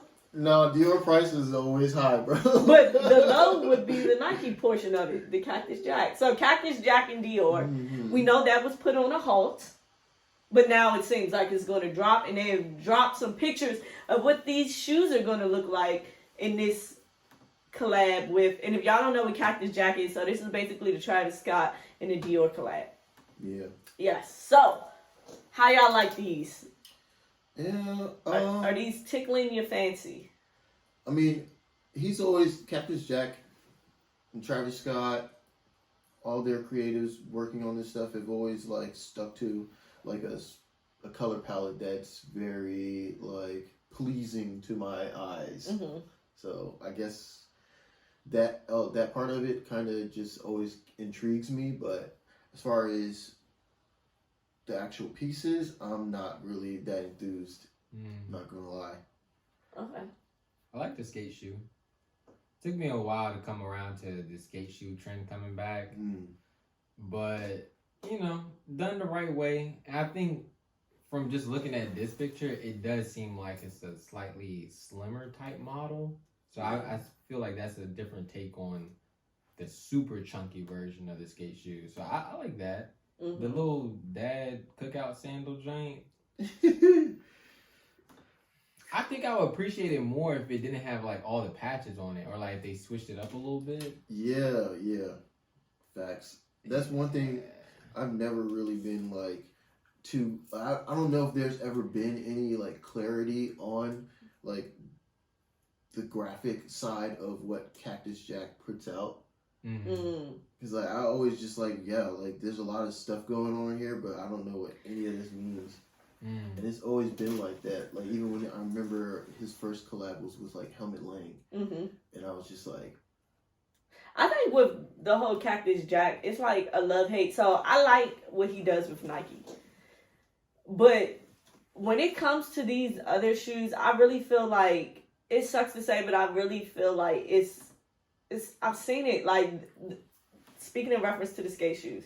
The skate shoes remind me of if you took the skate shoe A$AP Rocky put out and Pharrell's ice creams, the original joints, and meshed them together. The board flips. Yes, the board flips. And you put both of those shoes together, like, it gives me that exact same shoe where it's just like, and sometimes I just be like, because it's just like, is this really as good as people like? Yeah. Because tell me, like, look at that. So that's ice creams, Pharrell ice creams, the original ice some creams. of the colorways, wow. But if you look at that and then you look at the Dior and Cactus Jack like skate shoe, it literally looks like if you took the ice cream shoe with the skate shoe that A$AP Rocky put out like last year, and you like merged it into one shoe. Wow. Where it's just like, and to me, I just be feeling like, I get it, nothing's new, everything repeats itself, but at some point it's just like, who did they put that shoe out with? Ooh. The Og shoe. Yeah. Wasn't that was Under Wiz? Armour, wasn't it? Yeah, Under Armour, yes. So let me ask you a question though, from like that standpoint. Do you not like when a design's inspirations are too clear to you, like too prevalent or standing out? No, see, I don't mind that, but I just feel like I don't mind the inspiration, but sometimes the thing about it where it's just like, I look at certain stuff. Okay, so for instance, with me, right, I have a long background with shoes where it's like, I was into sneakers when I was in middle school, like before this whole sneaker craze and every girl went, like, I was that girl. And so sometimes to me, it's a thing where it's just like, I know what the price point of this Dior sneaker is about to be. And then it's a thing where it's just like, so I know the price point and I clearly see what you got this from. And it's just like, to me, it's like half-assing it. And I don't like, my whole thing is like, because he's never stated, like, I would prefer if he was to be like, this is what inspired me to do this shoe out loud. But the fact that it's like, it's not mentioned, there's no, like, where he's like, yeah, this shoe is to pay, like, homage to, like, this because I really banged with these. But the fact that it's, like, coming off as, like, if this is just, like, his interpretation on what he wants to make with Dior, that's the part where it's just, like, because it's, like, I can clearly see where this is coming from. And both of these shoes that you just merged together is nowhere near the price point of what this Dior sneaker is about to be. And the only reason you're about to charge this much is because you got the Dior on the back end of it. That for me, like, as a consumer, I feel like it's the same, but like the only difference for me is more like I'll choose innovation over like revisiting something. Yeah. So it's just like I was around when this happened originally, so it's just like for me this isn't like that exciting, and it's not exciting enough for me to participate again. Yeah, and that's how I feel, because it's like I was there like, for the ice cream board flip wave. Like I feel like when the board flips, that whole Pharrell wave, I think we were just going to high school. Yeah, I think so. So my whole thing is like maybe like the tail end of high school. Yeah, so my whole thing is like I was literally in that world to see what that sneaker did and how that sneaker, you get what I'm saying? And before I would buy that Travis Scott, I would just go buy a pair of ice creams, not to wear, but just to have to be like, damn, this is real. Give me some audios. Yeah, because it's just my band Margera fits back. Because it's just like, to me, sometimes I just feel like there's a difference between being inspired and then just like replicating. Yeah, and I get a little bit of like PTSD of like past like brick fits, where it's just like, bro, when I was wearing these type of shoes, I was wearing some wild stuff. And it's like, bro, I can't even think about like those combos anymore. I personally like them. Let me see. Can I see them again real quick? Yeah, they're not bad at all. But they're not bad at all to me. And I wouldn't, like, if I saw somebody with them on, I'd probably be like, my honest opinion, if money wasn't an issue, we all rich, I'm not gonna lie. These 9 times out of 10 would be in my closet. But my whole thing is like, just for your normal average consumer, they just give me so much of that ice cream vibe to where it's just like, I don't know. And then too, sometimes I'm that person where it's like, I really be wanting to push creativity, where it's just like, bro, like, I get it, but it's just like, we've done this before. Let's try like, because my whole thing is like, ice creams didn't even happen that long ago. True. So it's just like, I get the whole revisiting, but it's like, when we revisit, can we like innovate? Like, can we take it up a notch? Like, can we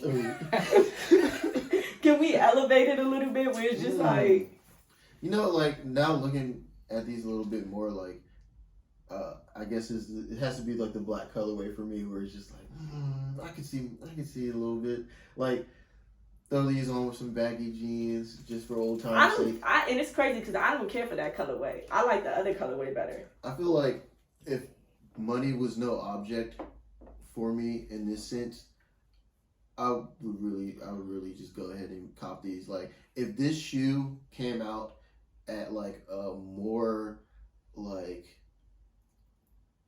I don't know. Does it have the price point? I want to say accessible. Gotta be 1,000 plus. Yeah, like every like, bro, they make Chucks that are $1,000. $800 low end. Dior. Yeah, these are Dior, so they definitely. Yeah, so it's like, bro, like, okay, back in the day, and he got the Travis Scott. Entry level for this style when we were doing it originally was just like any other shoe, and that's what I would want that's a combination I would want to revisit something like this, where it's just like, all right, bro, I'm not really like that pressed and like about looking cutting edge, or like being a part of like a trend to invest that kind of money into this look again. Right, yeah. That's where I'm going to go with that. I was going to say, earlier you brought up like, is it high-low? See, like this, I understand they want to make it expensive, but like I had a personal beef with, like the Adidas Gucci and Adidas Prada, because like the average price point for Adidas is a decent entry level, but like the fact that they took the price towards Gucci and Prada, I was like, what's even the purpose of this? Like this collab, this is like for Dior people, and Travis Scott fans or whatever. Yeah. But like Adidas Gucci, like, okay, I could kind of get on y'all about this. Y'all know this was supposed to be made so that I can have a chance to get Prada and Gucci, like the Uniqlo Marni Jane. Like I was on that because I'm like, that's my price point. I can do $60 for a jacket. Yes. So I'm not really mad at them for like, you know, and obviously Travis Scott got a lot of skate influences, Pharrell influences. So it makes sense that eventually it was going to get to this point, especially, you know, they trend watching, so they see what's going on. So, you know. See, I feel like I would rather have this as a second iteration of Travis Scott designing a skate shoe, where the first one was at a lower entry point. Okay, I got you. It was just like the following up where it's just like we made something for the kids that are like really for the kids, and then we made something that's for like the rich people, so like the Dior people, like the elevated people. Right, but you brought up a good point too, just with the high-low, because like, and I think that's the thing maybe that might be throwing me off on it too, because I don't look at Travis Scott as luxury. So, jeez. No, I mean, shout out to the like, so let's be honest, right? Travis Scott, what does he make? Yeah, he makes Jordan 1s. Jordan 1s at average price for a Jordan 1. True. A normal Jordan 1 is what, $150 max. He makes dunks. Average price for a dunk that doesn't have his cosign on it, $100. Like, everything that he's made so far or collaborated with, to me, is not luxury. Nike is not, like, everybody loves Nike. Nike is not a luxury brand. Yeah. But they didn't sell this for luxury prices, though. Exactly. And that's why, that's my whole, where it comes to, like, I don't know if this is considered high, low, but the fact that it's like a thing where it's like, because like how you said, I look at it like, if you're not a luxury brand and you're collaborating with a luxury brand, I don't know what these shoes are going to be priced at. But I look at it how you look at it, where it's just like, if I'm going to Uniqlo and I'm buying Jill Sanders from Uniqlo, I'm not expecting to pay $800. Yeah. Right. I'm expecting to pay $120. You get what I'm saying? And so I feel like... And so Travis Scott is like, his brand is Uniqlo. Yes. Situation. And my whole thing too is the fact where it's just like, I don't look at Travis Scott's brand as luxury. Then on top of the fact that I don't look at it as luxury, I already understand exactly where this shoe came from, which was another not luxury brand. Damn, so it's just... Would this have been better as a triple collab? Like Yeezy, Balenciaga, Gap. Yes, maybe. Because like, if you think about it though, because it's just like, okay, you're knocking you're already not a luxury brand. And this is like no shade to Travis Scott because he's doing his thing. But Travis Scott, we can all agree, is not a luxury brand. And it's just like, you're not perpetuating like that like exclusive appeal. Right. And on top of that, what you're replicating is not a luxury brand. Right. Those ice creams, when they came out, were like $70. Yeah, every skate shoe was meant to be like torn apart. And that's like kind of my gripe with it, where it's just like the fact that this is about to be like probably a $1,500 sneaker, and it's just like you replicated a $70 sneaker, like you replicated a sneaker that was like $70. You don't even, your brand isn't even like tailored to luxury. Yeah. Where it's just like, to me sometimes it's just where it's like, if you're going to collab, because I'm big on like, if we're going to collab, let's make it make sense on both ends. Where it's like if let's say Grey House, if Grey House is collabing with whoever, like, let's make it make sense to both of our consumers. To where it's just like both of our consumers can digest it and understand what's going on and be able to potentially, bro, you know what's funny about be that a part too? of this. I could easily see this with like some of like the silhouette relating to like the Sambas. This being like Cactus Jack, Dior, and Adidas. But when I think about it that way, it reminds me of like the other Adidas skate shoe, which is the Forum, and what Bad Bunny did with that, and even the colorways down to that, like relating those things, it's just like, damn, was it like not able to be that because something has already been started with what Bad Bunny did with Adidas, where it's just like, we've already got so many brown shoes. It possibly, we've already got like all these kind of like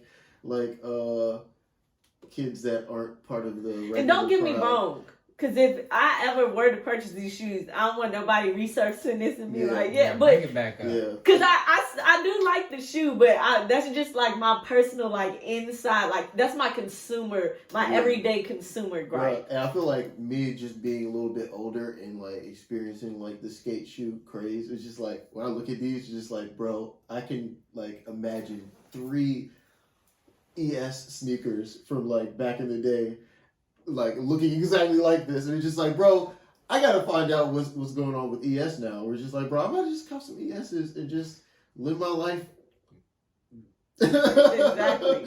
It's just like, yo, these are cool, but it just reminds me of something that I can easily get. Yeah. And that's the cool part about it. You know, it brings that style back to the forefront. It allows people to do the research and like go and look at that stuff. But all right, so because I'm just be thinking of questions while y'all talking because it's interesting. So, were you upset too during the time when because designers always pulls from what do you call it, like not like regular life stuff and like tries to elevate it. So like during like the basketball shoe craze of designer luxury brands doing retro basketball shoes, like everybody making designer shoes that look like ones. like the SL10s, yeah. Yes. Mm-hmm. Yeah. I'll say, okay, so back then, I'll say the only difference is I feel like sneaker culture was a little different back then, where it's like everybody, because I also feel like Saint Laurent, right? Mm-hmm. Definitely that shoe looks just like a Jordan 1, but at the same time, Jordan 1s weren't Jordan 1s back then. How they are now, where it's like everybody just is so crazy about Jordan. Back then, if you're really into sneakers, you'll know that Jordan 1s were not that shoe back then. So it's like it was like, it's crazy that you guys are noticing this. Yeah, so to That me, they're it wasn't that big of a thing because they took silhouettes. It's not like they took the most popping silhouette, right? Because if you think about it, back then the most popping silhouette, Cement 3s. Mm-hmm. Designer brands weren't really doing Cement 3 silhouettes back then. They were going for Jordan 1s. Jordan 1s were not pop. When them Saint Laurents came out, niggas was not on Jordan 1s how they are now. I feel like 2000. Yeah, I feel like that was like right at the like beginning of all of that. Yeah, I feel like the reason the whole Jordan 1 thing came about is because Saint Laurent it's like once Saint Laurent made those shoes, Kanye West started wearing bread 1s again. And then that's kind of like the same era. Yeah, I feel like it was like it's like 2013. Yeah, that was like 2013. Yeah, so I feel like it depends on like the smoke, like who saw the smoke first. Yeah, who saw the fire. But in all, I feel like because if you think about production, think about production of a shoe though, right? Yeah. So them shoes had to have been in production way before. And my whole thing is like that shoe wasn't when popping Saint like Laurent that. did it was cool, but then once everybody else started doing it, it wasn't as cool. So Yeah. It's also like taking like being who did it first. Yeah, who did it first? Yeah, true that. Yeah, and that'd be my thing, where it's just like, because even with that, it's like, that's a clear indication that shoe came from that. But again, it was a thing where it's just like, they were kind of the first to do it, and that wasn't like the most revered Jordan silhouette at the time. Yeah. Where it's like, it's one thing if you just go to where it's just like, prime example, how like everybody's making Air Force One replicas or Dunk replicas, where it's just like, okay, a lot of y'all are just doing this because that's what's popping right now, because we know Dunks have been around for God knows how long. Yes. And these same colorways that are now reselling for a gazillion bucks were literally sitting on shelves not too long ago. And not like in that mindset, like nowadays, just like I could do away with all those like renditions, but for sure, Rick Owens and Celine made some of the best Dunk Nike kind of shoes. Best. Period. So for sure. it's like, bro, nothing beats the Celine Air Forces. Okay, that's what I thought you were talking about, but I was like, where's he going? Yeah, and then like the Rick Owens dunk silhouette is just like, bro, that was like honestly, but they also that was really referencing. I wouldn't say Jordan 1s specifically, but like a Nike shoe with the swoosh. But then too, if you think about it, it's like even with those two examples, it's like they took a very classic silhouette but elevated it. Yeah. Where it's like you innovated it to a sense where it's like it's something different. Yeah, and it was like a conversation that like not everyone was like participating in, where it's just like, okay, like artistically, like nobody else wants to go here, but this is what we want to do because this is what is part of our like culture in the moment. So like Phoebe Philo was not really like just trying to do something to relate to like sneaker culture, and it was more of like relating to like what she likes to wear, not like what a trend was. Yeah. So I'm cool for the whole like renditions to an extent. So to me, sometimes it just gets repetitive, and it's just like the cash grab. That's true. I mean, a shout out to everybody doing the cash grab, like make your coin too. But like, you know, just me as a consumer and somebody who really appreciates, like the inner workings of things. Where it's just like sometimes to me it won't. I don't think I'm the everyday consumer though. Yeah, and sometimes because I know a little bit more than maybe your everyday consumer who's just like, oh, I'm just gonna buy this because this is like the new Christian Dior shoe that's cool. Yeah, and then like sometimes I think about the conversation that goes into certain things where it's just like I don't like how marketing culture has evolved into like this like machine / monster where it's just like sometimes I see stuff and it's just like, man, did they really even think about this, or they just really just put that combo together to shove it down our throats? And it's just like, oh, the kids like these, so we're gonna bring Travis Scott. We're gonna make a chunky skate shoe, and we're gonna make a lot of money. And it's like those things were always in the back of my mind when I see stuff that's just like it's almost too good. It's almost too calculated. It's like, bro, where's the risk involved? Where's like the artistic integrity? Like, you know, I will say something I've noticed with like in corporate businesses and like, you know, that higher level thing. It's like their ability to read and like to understand the analytics that they're getting. Yeah, because I kind of thought the same thing with a couple of things, but like one, you look at y'all seen the Reimagined Chicago's. All right, so cool. It's like, I feel like with something like that, they looked at the internet and it was like, damn, look at all these people buying Jordan 1s and pre-aging them. Yeah.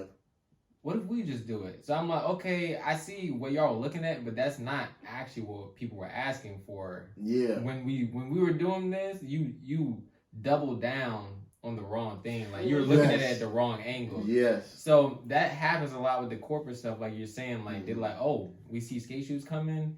Travis is known for wearing SBs. He has a connection with Dior. You know what I'm saying? It's like they're not really... I ain't saying that this is an example of that necessarily, but it happens a lot with the higher-ups and the corporate stuff. Yeah. Shout out to these guys, though. Shout out to y'all. Shout out to Travis Scott. Keep getting them coins, boy. Mr. Franchise himself. Yes, sir. Keep getting the big bucks, man. Where do you want to go to next, son? Do you want to reel it in, or what you trying to do? Man, let's go with whatever. What you want to do? Son? We at 140. Oh, yeah, let's... Oh, right, yo. Hey, I like that. Always love a long episode, son. It don't matter to me, son. We can keep it... It's up to you. Let's lighten it up a little bit. We talked a lot about sneakers and marketing in a sense, so let's just go back to something a little bit more for everyone. Shout out to another. We're not gonna call her a DMV native, but she represents PG County. Yeah. Mrs. Issa Rae, Mrs. Insecure, Mrs. Awkward. What was it? Awkward? Wasn't it Awkward Black Girl? Yeah, I think it was. Yeah. Series. Shout out to Issa Rae. She is dropping a new television show with HBO, and it's gonna be called Rap Shit. Mm-hmm. Yeah, so it's basically following two estranged friends on their quest to become a female rap group. And I believe this is solely based off of, or loosely based off of, shout out to the City Girls, JT and Young Miami. They have executive producer credits on here. So shout out to them first and foremost. Period. Doing big things. Yes. So so basically the show is gonna be about two friends from high school, and they join forces to create a rap group. Yeah, and that's all we're gonna say about it. They're trying to make it, son. Yes. So Is this based in Miami? yes, they're in Florida. Florida. They're Florida. I don't know if it's based in Miami, but it's based in Florida. Accents alone gotta be somewhere down south. Yeah, so how do y'all feel about this? I know we watched the trailer. Are y'all here for it? Are y'all tuning in? Or y'all like, all right? Man, you know what? I was late to Insecure, and I really, really like came to enjoy that show, and like the comedy and the just the overall like writing with the character arcs of that show. So I mean, I'm interested for sure. How you feel? You interested? Not really. Okay. But I have to preface this a little bit. Like, out of my friend group, they say I'm like the film TV snob. Okay. So I do look at it like a little bit differently, and it doesn't get me going at all from what I'm seeing here. It does look, I don't even think it looks that reminiscent of Insecure. No. It looks like something else, and yeah, I think that's what intrigues me about it, where it's just like, this is definitely not Insecure. But it's just like, it's from the same person. So like, what's the other side of this person's mind? Like, what's the dark side of the moon look like? Okay, so I'm not gonna lie. I'm definitely gonna give it a look just because it is Issa Rae. yeah. For sure. But like, I can get what you're saying, as far as like, where it's just like, it might not be too appeasing, because it's also a thing where it's like, we had this conversation last week when we were talking about the adaptation or the wood, where it's like, sometimes it's just like, when we've seen something play out, it's just like, do we gotta like do it again? Do we gotta watch it again? And then this also kind of like reminds me of the first season of Atlanta. But just like maybe the female version, because remember the first season of Atlanta was really more driven on like Paperboy becoming a rapper, and it's just like, so like, is this going to be giving me something that I'm kind of already? And that might be my beef with it, because I feel like I would take Atlanta over this, because like even the first season wasn't as artsy surreal as the later seasons, but even in that first season they planted seeds, and it gave you like a element. It's like the story of trying to become a rap artist was just the boat that they delivered this other layer of the story on top of. Yeah. This one, I look at it, at least from the trailer, like if it is on some kind of deeper story level, I feel like they didn't do a good job portraying it in the trailer. Because when I look at this, it looks like the double down on the wrong thing, like we was talking about earlier. It's like, and I get that. Like, I'll say the trailer to me doesn't. Looking at the trailer, look how it ends. See, well, I think, like, to be fair, I feel like from what I got from like my interpretation of what Insecure like does or did as a show, it was kind of like the things that are like really like key to like each episode in the storyline, or like something that resonates with you, couldn't be included in a trailer because it will give away too much. Right. So, and that's why I say I would definitely give it a look, because I feel like Issa Rae is very good at making stuff make sense to today. Where it's like, you know how sometimes you watch stuff and it's just like, you can understand it, but it's necessarily not really relatable to what's going on today currently. And I feel like she does a great job where it's like, a lot of the stuff she does, it's entertaining, but it's still very in the now. Yeah. And I can appreciate that. So like I can get this, but I also get your side where it's just like the trailer really doesn't give you anything. But see, for me, it was like with Insecure, I kind of like felt like the messages, or like I got the messages not through the dialogue, but more through like the presentation of a situation and the conclusion. Mm-hmm. Not really like the in between or like the conversations that are actually physically happening. So I feel like because of looking at the trailer, you get more of just like dialogue and like the starts of situation. It kind of like leads it to be more open and kind of like not really engaging. And I'm also going to give it a try too, because I feel like one thing I try not to do is judge. Like if I know a director, I try not to like compare their work, because I feel like you don't have to, where it's like Insecure might have gave us situations where we could digest it, or like it like this dialogue meant a little more once you dig deep. And I can understand that like some stuff is just literally for entertainment purposes. It's not really to be drawing you to think deep. Some stuff is just really where it's just like, I'm just gonna throw this out just for like, it's not a think piece, or it's not like I'm trying to get you to discover something in yourself. The only reason why I kind of compare certain things to people's works because like how Virgil like worked so hard to create like a language in which like Off-White can be compared to his works with Louis Vuitton, and his DJ sets, like his set design, like all of those things have like a thin line that connects them all, where like if I'm looking at a show, like I would compare Insecure to this, because Insecure was like my like first introduction to Issa's writing style. So it's just like that's how I can expect.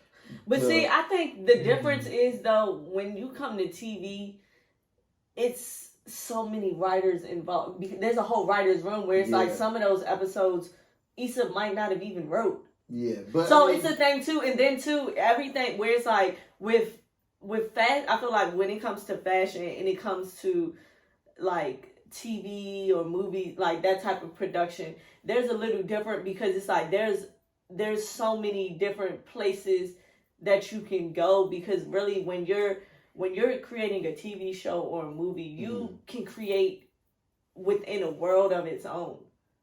You get what I'm saying? So it's just like, and then there's so many people, like again with fashion, of course there's people that help Virgil design stuff, but at the same time, like you have writers' rooms where it's like you came to the table with this original idea of this is how this is gonna be, but then it's like once you start getting that corporate involved, it's like sometimes you're not even the one writing the script anymore. Yeah, but see, I feel like when it comes down to like the main, and is she writing this, or is this just her producing? Co-executive. Yeah. So I feel like with shows, or like with any like kind of, because I feel like her language would kind of, to me, tie back to like kind of how, like, from what I'm getting from everything I've seen, it seems like entertainment is a big part of like that would be the strings that kind of make everything, where it's like everything always still has this, whereas entertainment plays a big factor in all of her characters' lives. Issa, Insecure, entertainment, the realm of entertainment, she still had scenes where Issa rapping to herself in the mirror. Issa was putting on concerts and like doing all that, where it's like that would be the thing that like kind of but I mean, like as far as like the layout of the show, I mean there's always like there's a point, like the writer's job is to get from point A to point B in every episode, where it's just like we know where something's starting out and then where it needs to end for per episode, and all of the in between is kind of like up to each writer, whether it's the same writer, whether it's a different writer, but there's still an overall A to B to C to D. All but see, that's the thing too. So, is she writing this? Yeah, but she produced it. She's producing, so I feel like she's got like an overall like judgment call on whether something's going to happen or whether something's not going to happen, and you have to kind of like keep that in mind with the progression of the show, or whether like I guess at the end because of the I'll day, piggyback off of what he just said. As far as like, to me, it relates in this realm too, where it's just like, is that what it is, or is it because Issa Rae is Issa Rae? mm-hmm. So is it a thing where it's just like, oh, we have this script. Issa Rae has just came off a great run where everybody's paying attention to her. She is that. Let's give her this EP cred. Pull her in, and it's like, because even in the trailer starts with Issa Rae sitting down saying, "Hey, got this new show coming out called Rap Shit. Check out the trailer." Mm-hmm. It don't just start as a trailer. It starts as Issa Rae's face in it. Yeah. So it's a thing where it's like, going back to Nicholas' point, where it's like, is this a thing where it's just like, we're just pulling in who's hot and attaching them to projects to push it far as marketing, because we know that, oh, more people will probably tune into this if they know that, like how I just said, oh, I'm going to tune into it because Issa Rae's attached to it, versus... Well, okay, and with that in mind, my overall feeling about this is, because Issa Rae is involved, I'm intrigued to find out how she makes what I saw in this trailer interesting. Okay. And actually meaningful. And So not what, just like blurbs of like regurgitating culture. so what is your style of TV? My style of TV? Yeah. I like all different kinds of stuff. It's just, I do look for a certain level of quality, I guess, like craftsmanship. Like this, I can't even think of like another show to compare it to, but I don't know. But like you were saying with the co-executive thing, that could mean so many different things. Like, is it, when they say co, do they legit mean like two people? And those, like, I know say Young Miami and them got producer credits, but I don't think it means they all have even says in what's going on. Yeah, it's that executive producing. So it's her, I don't know what's going on. the City Girls, Coach K, and P, and a list of other people. I don't think they got equal hands in that pot. Yeah, I feel like this might be a thing where like I feel like the tree City starts Girls. at I the feel like top with City Ray. Girls and QC probably got a producing credit just because it's loosely based off of them. Yeah, I feel like they're the ones that are like, and they're saying like, this is authentic, this isn't authentic. I don't even think they're doing that. Or I think just like, oh, how can we tweak this? Like, I don't even think that. I did think you watch it's Sopranos? Y'all gonna shoot me? No. No. It's okay. Oh, I man. got a double I back. didn't. I'm just I only gonna watched describe- it during quarantine because he wouldn't shut up about it, and he would be over here. I'm not like, and I'll go on record to say this. He knows this. I watched Sopranos. Was not a fan. All right, Not so that this big of a isn't fan. a conversation about Sopranos. It was just like my reference to what I want to explain. So in my mind, like in Sopranos, one of the characters was in the mafia, but he worked on the set of a movie, and he was a consultant to the director because the movie was supposed to be about the mafia, and he was letting them know like, oh yeah, that person wouldn't say that like this, or that wouldn't really happen because that's not part of like mafia politics type thing. Like in that sense, I think that Coach K, City Girls are involved in that. And see, and that, where it's and just I like, don't think they are. I think literally it's just the thing where it's like respect, where it's just like, this is clearly loosely pulling from, everybody can see this is clearly pulling from Young Miami and JT, right? Mm-hmm. City Girls. Who are they signed to? Quality Control. Who runs that? Coach K and P. So I really feel like this is the thing where it's just like, because I'm loosely basing this off of you, I'm gonna throw you a bone. I'm not gonna be disrespectful and basically write your story and just profit off of it. I'm gonna I'm gonna give you an EP. Yeah, I'm gonna give you an EP credit. Yeah. And basically to be like, look, I know that this came from y'all, so like I'm gonna look out. Mm-hmm. Just like, you get what I'm saying? Just like with anything. Like what Spring Breakers didn't do with Riff Raff. Yeah. So, and I feel like literally that's all it is. I really don't think that they're in there like, I really think it's just off of respect, where it's like, look, this whole script is based off of y'all. We going to do what's right and make sure that y'all eat off this as well. That might be a mix. I don't think they consulting that much because a lot of what I heard, those lines sounded like corny. So like, if it was me sitting there talking about like some stuff from my life and I'm listening and I'm seeing how it's written, I'm like, bro, that's definitely not like. Yeah. It almost seems like an adult like iCarly type vibe. That's really how I look at it. Like the way it's filmed, they're like all this POV vlog stuff, and like the way they're talking to each other, and it's like, you know, it's funny. That's one thing that I really, really hate about like TV shows now, like how they try to integrate like our generation's like technology presence. Yeah, where it's just like, bro, every show's got to have like a social media. Or like how iCarly had like, what was it like the or was that Victorious? They had like instead of like Apple, they had like pair pads and all that. Yeah. Like. But I guess if you think about it, it's low key a necessary evil.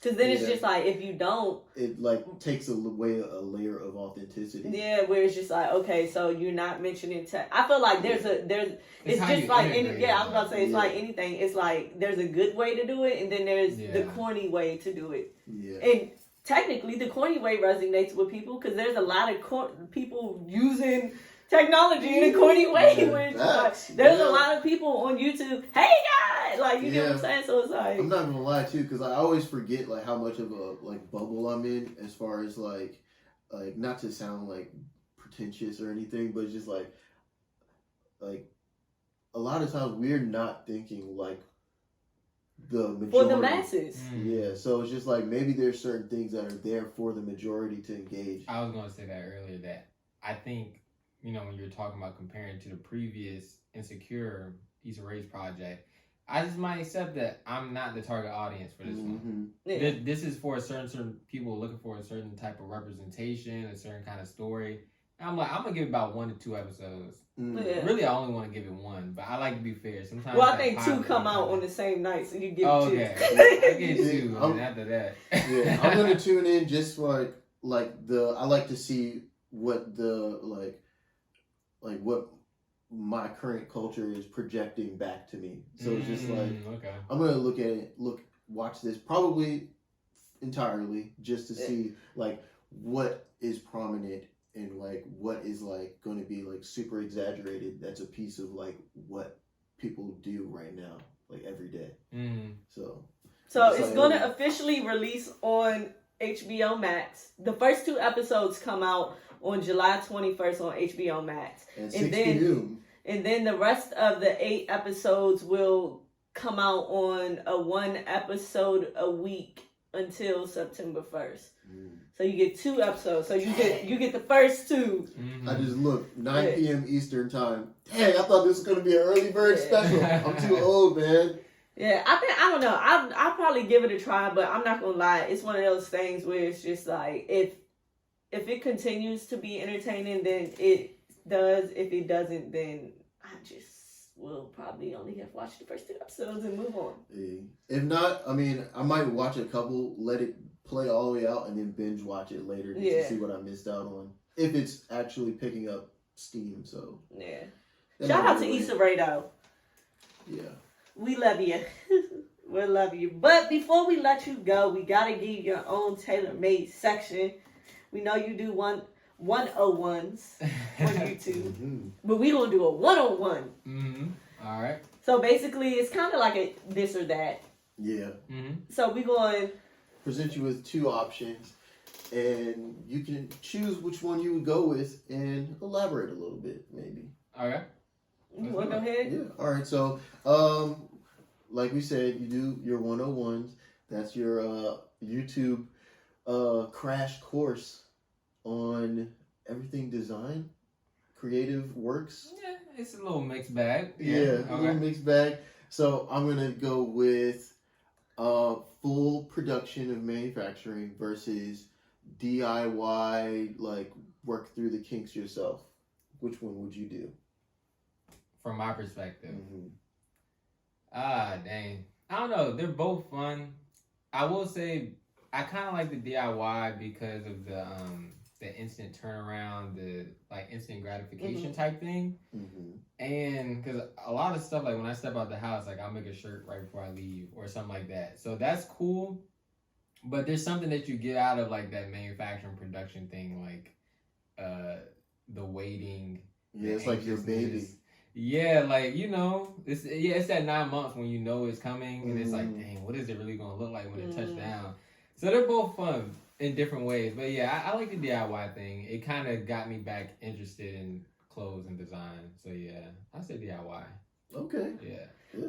Piggybacking off that, would you prefer to do a one-on-one? So basically, like, do, let's say, maybe YouTube research versus actually maybe enrolling in a class, paying some money to learn a skill. So you going for YouTube University, or you going for Bowie State University? Because I feel like that's a good question. Because I feel like a lot of people have asked me that question personally. Because I did go to school. However, I don't do anything even remotely close to what I went to school for. So a lot of people ask me how I feel about that. Education is cool, and education can come in a lot of different forms. Like, I went to school, but that's because my parents said I had to go to school. Like, I had to go get a degree. So I went to, I got a associate's degree, just like quick little 2 years. And I got it in business because I felt like I could apply that to a lot. Right. But I'm a strong, supporter of YouTube University. That's where I get most of my stuff from, like learning graphic design, how I learn how to make clothes, learning about garment construction. All this stuff, like all these words I be getting did not come from like a specific teacher or anything. But nah, school is cool though. But my overall look at school and the way society is set up now, the only thing you really need a degree for is like working in law and working in health. Yep. Anything else, like if it's contracting, learning how to build stuff, learning how to like do graphic design, all that stuff, there's an alternative route. Yes. Yeah. But law and health, there's no other way around it. Yeah. Yeah, you can't just learn from experience. Yeah. No, because I agree. So I totally agree, because I feel like everything I've learned, I'm a YouTube University queen. So it's just like, because what I went to school for, I totally had nothing. I went to school for something health related. So I was trying to be a doctor. Yeah. And it was literally one of those things where it's just like, either you go to school, you got 6 months to figure it out, and you on your own. So it's just like, all right, I'm gonna go to school. But then it's just like, I literally don't do anything in that field at all, not even close. So it's the thing where like I feel like how you said, where it's just like because I also tell people I think it's important too sometimes just to do like learning, because I feel like that's how you know something's important and you're really interested, where it's like you're going to take your own time to really put the effort in to figure it out, versus like, well, I'm going to school and learning this because I kind of have to, or because I know that I need this to make money, versus where it's just I'm really just putting in these hours because I'm truly interested. Yeah, and it gives you the opportunity to like learn in your own way how to do something, because like a lot of times if you're like going to like a traditional school, it like kind of inhibits your ability to kind of like spread your wings and really like do something in your own craft. Like just like learning like something traditionally like a process, like okay, just for clothing, an example is just like a lot of new ideas come from people just trying to figure things out, where it's just like going back to couture, it's just like, oh, I gotta make a dress, and then like if you learn how to create your own garments from the beginning, then you know how to make a couture t-shirt. You know how to make a couture hoodie. I think the best thing, the number one thing school is good for, I will say this, is learning how to network. Yeah. If there was, like, if I had to pick, like, what do you, like, if somebody was to be like, why would you encourage me to go to school? That would literally be the number one reason. Because I feel like just from the people I know who didn't go to school versus people I know who did go to school, the biggest difference is like, because going to school forces you, even if you don't realize it, it forces you to network. Yeah. Because you don't know, a lot of the times you know none of these people from nowhere, especially when you like go to a bigger school, you don't know none of these people from nowhere, but it's just like you need these people to kind of move within this space. So like, that's the only thing I'll say school's good for. Well, I'm not going to say that, but that's a plus. That's a good thing. Yeah. Because knowledge is key. Mm-hmm. But reading also gives knowledge, so. But moving along, so I got another one. Okay. All right. Streetwear, workwear. I don't think they're separate. Okay. And that's why I asked that, because Yeah. I wondered if you were going to even say if it was separate. Yeah. I feel like I feel like I would used to say that streetwear represents like what's going outside, like right now, what you see.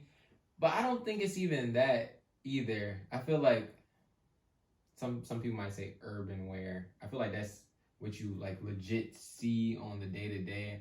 I feel like streetwear comes from like fashion conscious people that work typically within a certain price bracket. Okay. That's how I would look at it, because I mean at this point it's evolved now that like designers make streetwear or stuff based on streetwear, but I feel like streetwear at its inner core is people that's thinking about fashion. It's not like skatewear. Like I might take stuff from skate, I might take stuff from the punk people, I take stuff from this and I mix it together. It's like I'm a fashion conscious person that works within this realm. Like, you know, we might be more willing to spend money than like your mom or pop or something like that. Right. You know, but we ain't design, you know what I'm saying? We ain't spending $1,000 on shoes every other weekend. Right, So got you. workwear, because of its price, its durability, people finding different ways to swag it. Like, you know, you see a construction guy wearing something, you gonna wear it different than him, even though it's the same piece. So got you. I think they're the same thing, but I do like workwear. I like elements of workwear. But me, sometimes a lot of it is a little too heavy, a little too, you know what I'm saying, for day to day. I would definitely take a helmet laying cargo or like a helmet laying carpenter pant over like a Dickies. Just for like look and feel. Draping, cut. Yeah. Where it's just like, bro, workwear is for a purpose. This is for usability, not wearability. And it's just like it's made to last, not like made to look good. Yeah, it's not made for swag. Yeah. For sure. Yeah, it's like the difference between like Tim's and Cat. Hey, shout out to all the people who were rocking them Cats. Technically same. Oh, Harold Preston, he merged the gap. Yeah, but technically same silhouette. Yeah. Totally different vibe when on feet. So yeah. You got another one? Damn, I don't think so. Okay, I got one. Let's change it up out of fashion. Let's go conscious rap, trap rap. So, Future, Kendrick Lamar. Oh, if we talking about Kendrick as conscious too, I probably say that. You know, if it's one or the other type thing, like you could dang, never mind, I don't know. I would say if I could never listen to the other. Future and J. Cole. Oh yeah, Future and J. Cole. Because that's like real polar. Yeah, real polar opposites. Because Kendrick give us some. Bit of that. Future or J. Cole when it comes to like The trap versus conscious. Yeah, like when we say this, are we talking about what I prefer, or are we talking about from the perspective of like if I pick one, I can not have the other? Ooh, that's a good. Let's do if you pick one, you can't have the other. Because I feel like that gives a little deeper. That's the true answer. Yeah. I'm gonna pick the Future. Okay. Future stuff. Only because I can kind of get elements of what I like from Cole from other styles of music.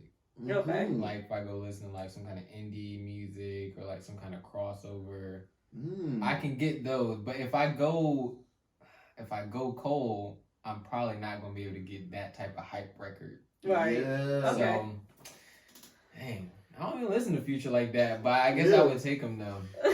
Okay, so that was a good one then. Yeah.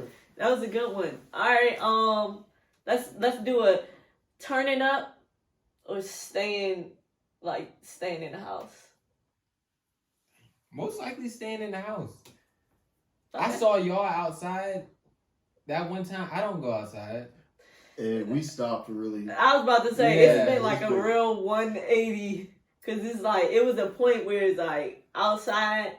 But I'll say this, and I tell people this all the time. There was a method to our outsideness. Yeah. Where it's just like, there was a reason we were there. Mhm. But at the same fact, it just became a thing where it was like, although we still have that same reason, it just is like, can't do it. Yeah. Can't I'm pick not it. choose. Yeah, I'm not willing to pay the cost to Outside expensive now. Yeah. Not even just like expensive, but it's just like the toll. That's what I'm of saying. everything. Outside is, I feel like when I say expensive, I'm not just talking about physically money. I mean, just it's taxing on everything. Like it's taxing on the body. It's taxing on like my mental. Where it's just like there's so much, especially when you come from a period where it's like you can't go outside. Yeah. And now it's like you have the ability to, because it's like now I'm kind of like a different person because it's just like. It's a lot to go outside now. Where it's just like I literally gotta like mentally prepare myself that it's just like not only am I about to spend this much money, but it's like I gotta find parking. I gotta be around all these people that I might not know, or I gotta. Where it's just like it's so much now that it's a lot to think about. Yeah, where it's just like do I really want to do this or do I just want to like watch rap shit on HBO and keep it moving? You ain't even factor in like outside is dangerous too. Dangerous as hell. It don't matter where you go, it's like catch a stray on some random stuff. That's another thing. I'm like, bro, So dangerous. I'm good on that. But nah, outside's definitely cool, like you said, like especially this time in my life, networking is important. So it's like, you know, I gotta do it, but I try to maneuver a certain way, like bend it to me rather than me bend to it. Yeah. So, you know. And I think that's kind of like the transition we kind of took, where it's just like, I wouldn't say necessarily we were bending to it, but I think like in our earlier days, we were outside for the purpose of networking, because it's just like, if you're trying to do something at some point, it's like, you kind of got to be outside. Yeah. People got to, you know, but then it became a thing where it's just like, now that we've networked, we've grown our network, we necessarily don't have to just always be out. We can be outside with intention. Yeah, where it's just like, or the feeling of like, okay, yeah, we've networked, we've created this genuine relationship with this person, but that doesn't necessarily mean that now we gotta be at everything that this person does. Like, we don't gotta be there. Like, because at the end of the day, it's like, I'm not a part of this. I'm just the homie showing support, where it's just like learning to where it's just like, and then too, I'm tired. I'm just getting old. I be tired. A lot of times I look at the time stuff start and I be like, shit, I ain't going. No, that joint say it don't start till 11 p.m. I feel like that already. I was literally talking to my friends and I was like, I think I'm going to start something called Early Birds or something along those lines. Because I don't understand the concept of some starting at 10 or 11, because what's going to happen during those hours can happen, like, you just shift that same time slot to, like, 6 to 11. Yeah. I literally... Bro, and then it's like, there's people that don't even show up to stuff or leave their house till midnight. And, like, that is crazy. And the crazy thing, I literally had a conversation with one of my homegirls, and I was like, are we losing happy hours? Because that used to be a whole thing where it's just like, the function is doing happy hour. Mm-hmm. Because think about it, it's easier to get people to come to something if they're already out versus like, now I gotta pull you out the house. Because I'm the type of person, once I lay down, it's wraps. Yeah. I'm not going. Like, once I lay down, I don't care who's gonna be there, what's going on. I'm not going. I done laid down. I'm tired now. Mm-hmm. So my whole thing is like, what happened to like the happy hour moves? Where it's just like, this nightlife, like catering to like the real night owls now. It's just like, the real. people that can't sleep, the people that's on Twitter at 3 a.m. they have a place to be. Because to me, something starting at like 11, crazy. Yeah. Crazy. And then you get there at 11 and nobody's even there yet. Yes, because it like, takes like an hour to goodness. 2 hours for an event to even like start filling up. So it's just like, They should just say an earlier time just because. Yes, because it's just like, what? So you really don't want me to show up till 1? Wow. I was planning on being on my way home at 1. Like, It might it's work out crazy. for the clubs though, because it's just like, okay, you got 1 hour of people like wreaking havoc in this venue No. because nobody's showing up on time. But then that's less chance of you making what you need at the bar. I don't know. No. Just packing it into the Yeah, one. because it's like, bro, oh yeah, because it's like, I mean, you got more people pre-gaming, but it's just like, when 'Cause you get think in about there, it. No, when you get in there, like, Think about it. You're less likely to buy a drink if you know you only gonna be there for like an hour versus Yeah. if you know like, bro, we about to be in True. this joint for like 3-4 hours. Let me just go get a Bro, drink. and, But like, if you know after- you're in and out, yeah, you're and gonna be like, like, ain't no after point. midnight, it's Yeah. like virtually impossible to like get to the bar. Everybody's there. Everybody just got in here getting their first drink, Yeah. and it's just like a sea of people. Yeah. Yeah. Outside. I mean, inside. That's what I choose. Just Inside. to circle back. Nike or Adidas? I was a strong And if- Adidas supporter for a little And bit. we going off the standards is one of them got to completely go. Oh, Nike. Nike? I like to. Sometimes I like to be a contrarian a little bit. Yeah. That's kind of why I'm like Adidas, Okay. and because like Nike, you make it too hard to get a shoe. Yes, I'd they rather do. go over here. But if I had to choose, no, Nike. Nike has way more diversity than Adidas. Okay. And Adidas is a little stuck on their older models and stuff. Yeah. Like, they don't innovate. They don't have like an ISPA line like Nike does. Or Yeah. that's my only beef with them. Like I feel like they have the potential to do some other stuff, but maybe that's just not their lane. Yeah, and when they do experiment, it's always like something where it's just like, why? Like the whole like 3D printing. It was like they skipped the whole step of like recycling materials. No, It was like They now, getting there. Yeah, because like since the Ultra Boost, they haven't really yeah. got nothing to pop off like that. But it's cool though. No, I like the forms coming back. I got 2 pairs of those. Yeah. But nah, I'm choosing Nike. Nike Okay. got way more stuff. I've Okay. always wanted to skate forums. Mm-hmm. Never got any pairs. Oh yeah, you gotta scoop you up there. I love the forms. Okay. Let's see. Do I got another one? Color or like what would the opposite be like? Monochrome. Yeah, like color or like more Or like a neut- monochrome yeah, or I like don't even a want to say neutrals. Just black and white. yeah. So In terms color. of dressing, Yeah. Let's go in terms of dressing. all right. Let's My- do dressing first, and then we'll do designing. Okay, my No, uniform. I got one for design. Okay. All right, my uniform is pretty much black and white. Mm-hmm. And I give you a little, not even a little. I give you props for that because like when I don't know who I saw your IG through originally, but like when I saw you, I was like, dang, this man has like the best black skinny jeans, and I was like, I need to invest in a pair of black skinny jeans. Yes, Still never got them yet. It's hard, bro. Fantasy nightclub is literally like any jeans you see on there. Those were trial and error. Yeah.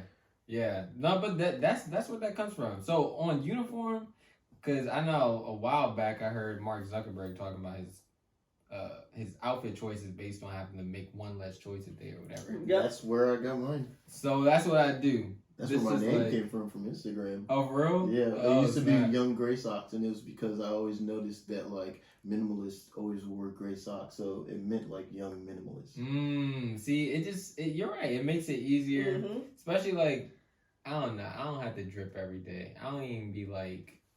I like picking the drip too. That's the fun part of like if you have a uniform, when you do get to pop out, it's like, oh, let me like really take my time. Like, Yeah. do I pull out the this with the that? You Yeah, that's know? where the Rick wax. I was just about to like- say, I like the like with me, I like the low key drip where it's just like I'll have an all black outfit on. Yeah. But for example, it's like, but you won't know unless you won't know that these are Rick Owens black jeans or like this type of shirt. Mhm. Unless you're like deep in, like I like that where it's just like I can still put on these nice pieces, but it still gives a cool everyday appeal to where it's just yeah. like if you know, if you don't, you just be like, oh, this. I feel that. Yeah. I like that too, for sure. So yeah, I'm gonna say black, white. Like, Okay. right? Okay. And All you right, said, so- wait, you said something about in terms of design though? Yeah, I got I'm one. gonna let him So piggyback off. design wise, and then there's like a trend of like brands like minimizing like just their logos in general, where like the artistry of each designer is kind of lost in the brand name itself. What do you think? Like, which would you go for? Like how like Celine, Saint Laurent, Balenciaga all uses like Helvetica now versus like them all having their own distinct. Like, which would you go for? Like uniformity or like artistic expression? When it comes to design, I feel like my logo kind of is a mix of that. And I get why most of those brands that you're talking about, like those luxury brands, they go with those simplified typefaces and fonts and stuff, because it's like timeless. Like no matter when you can look at that, you'll never be able to look at it like the Hundreds logo or ice cream. But like I can tell exactly what era that came from. Yeah. So I like a little like the Kodo is simple, but it kind of has its own little flair to it. So I'm gonna pick. I can't say the middle, but I feel the middle, if that makes sense. But no, I'm gonna go towards unique, because I feel like right now with the way the market is set up, and there's so many options out there. When it comes down to having somebody pick you versus the other person, there should be, even down to the small details, even though a logo is a big detail, there should be something in there that separates you. Right. Yeah. And see, like, I always, like, felt that it wasn't real until it reached Hermes level. Where it's just like, bro, everybody knows Hermes has their font, they have their logo, they have been around like since like the first man put on his first pair of pants, like fancy pants. And it's like once they decide that, like that means something to me. So it's like I always feel like that's the same way, where it's like the eccentric is like that extra thing that like sets you apart from everyone else. Yeah, I agree with that. I agree. Yeah. I'm trying to think. Do I have any more? Do you have any more? I have no more. I think we're out of time too, bro. Yeah. We've been. Yeah, we're gonna wrap it up. Out the ums or the little blanks or something. Yeah. Hey, this going up. Just how it is. But other than that, y'all, this was episode 147. Go ahead, let them know where they can follow you, everything you got coming up, whatever you got going on, whatever you want to tell everybody. This is your time. Hey, look, you can follow me on Instagram at Nicholas Akoto. Do y'all make it pop up at the bottom or anything like that? We sure will. All right, yeah, because I was like the spelling. I would say anyway, NICHOLAS.AKOTO. That's Instagram. My website is the same, nicholasakoto.com. You can find me on YouTube, Nicholas Akoto. Yeah, that's pretty much everywhere. You know, Akoto Works. That's my brand. That's right now it's mainly clothes, but like the whole concept of me making it was that I could put anything I work on under it. So you know, you stay tuned. There'll be a lot more other stuff. But since y'all signing off, I actually want to give y'all a little quick gift, because y'all was being hospitable to me. Yo. Look at this period. You know what I'm saying? I was like, I think this is a first. Yeah. Have we received the gift? No, I don't think so. I don't know if we have. If you gave us a gift and you were on the podcast, I'm sorry, we forgot. See, I wanted to give y'all some Akoto work stuff, but like, because I don't run my brand like a real brand, it's just like a little fun joint. So I went looking around the house. I was like, dang, bro, I don't have nothing. So I actually went and I found something from my first brand that a lot of people don't know I had, like 2016. It was called Kitchen Basics. Okay. And I made a prototype keychain with my logo on it, and it was 3D printed. So I had a few left. So I had to get some for each of you. Thank you. We appreciate it. Hey. Y'all see this? Hey. Hopefully I blow up one day and it'll be worth like something. Yes. We appreciate it. Yes. And it's crazy because we could talk off air, but we have a lot of similarities just in general with like the whole set. Yeah, the whole, yeah. So yes. But y'all make sure y'all follow him on all his socials. We're going to drop them all at the bottom. Y'all already know. Make sure y'all follow us. at GrayHouse77. Ooh, on Instagram at GrayHouse777. on Twitter at Doing Enough Pod. Engage people. Y'all, I'm not gonna lie, y'all have been engaging, especially with the reels and stuff. We gotta do a little bit better and post some more reels, but we also be busy. So once we get a team, maybe y'all get more. But make sure y'all check out the website At GrayHouse777.com. You can find everything there. You can talk to us there. You can do whatever you want there. You can buy some stuff, all that good stuff. Mm-hmm. And make sure you follow Maurice At GrayMind777. Holla if you're nasty. Make sure you follow me on all my socials at D.A. You bitch. And y'all know how we like to end it. Final words.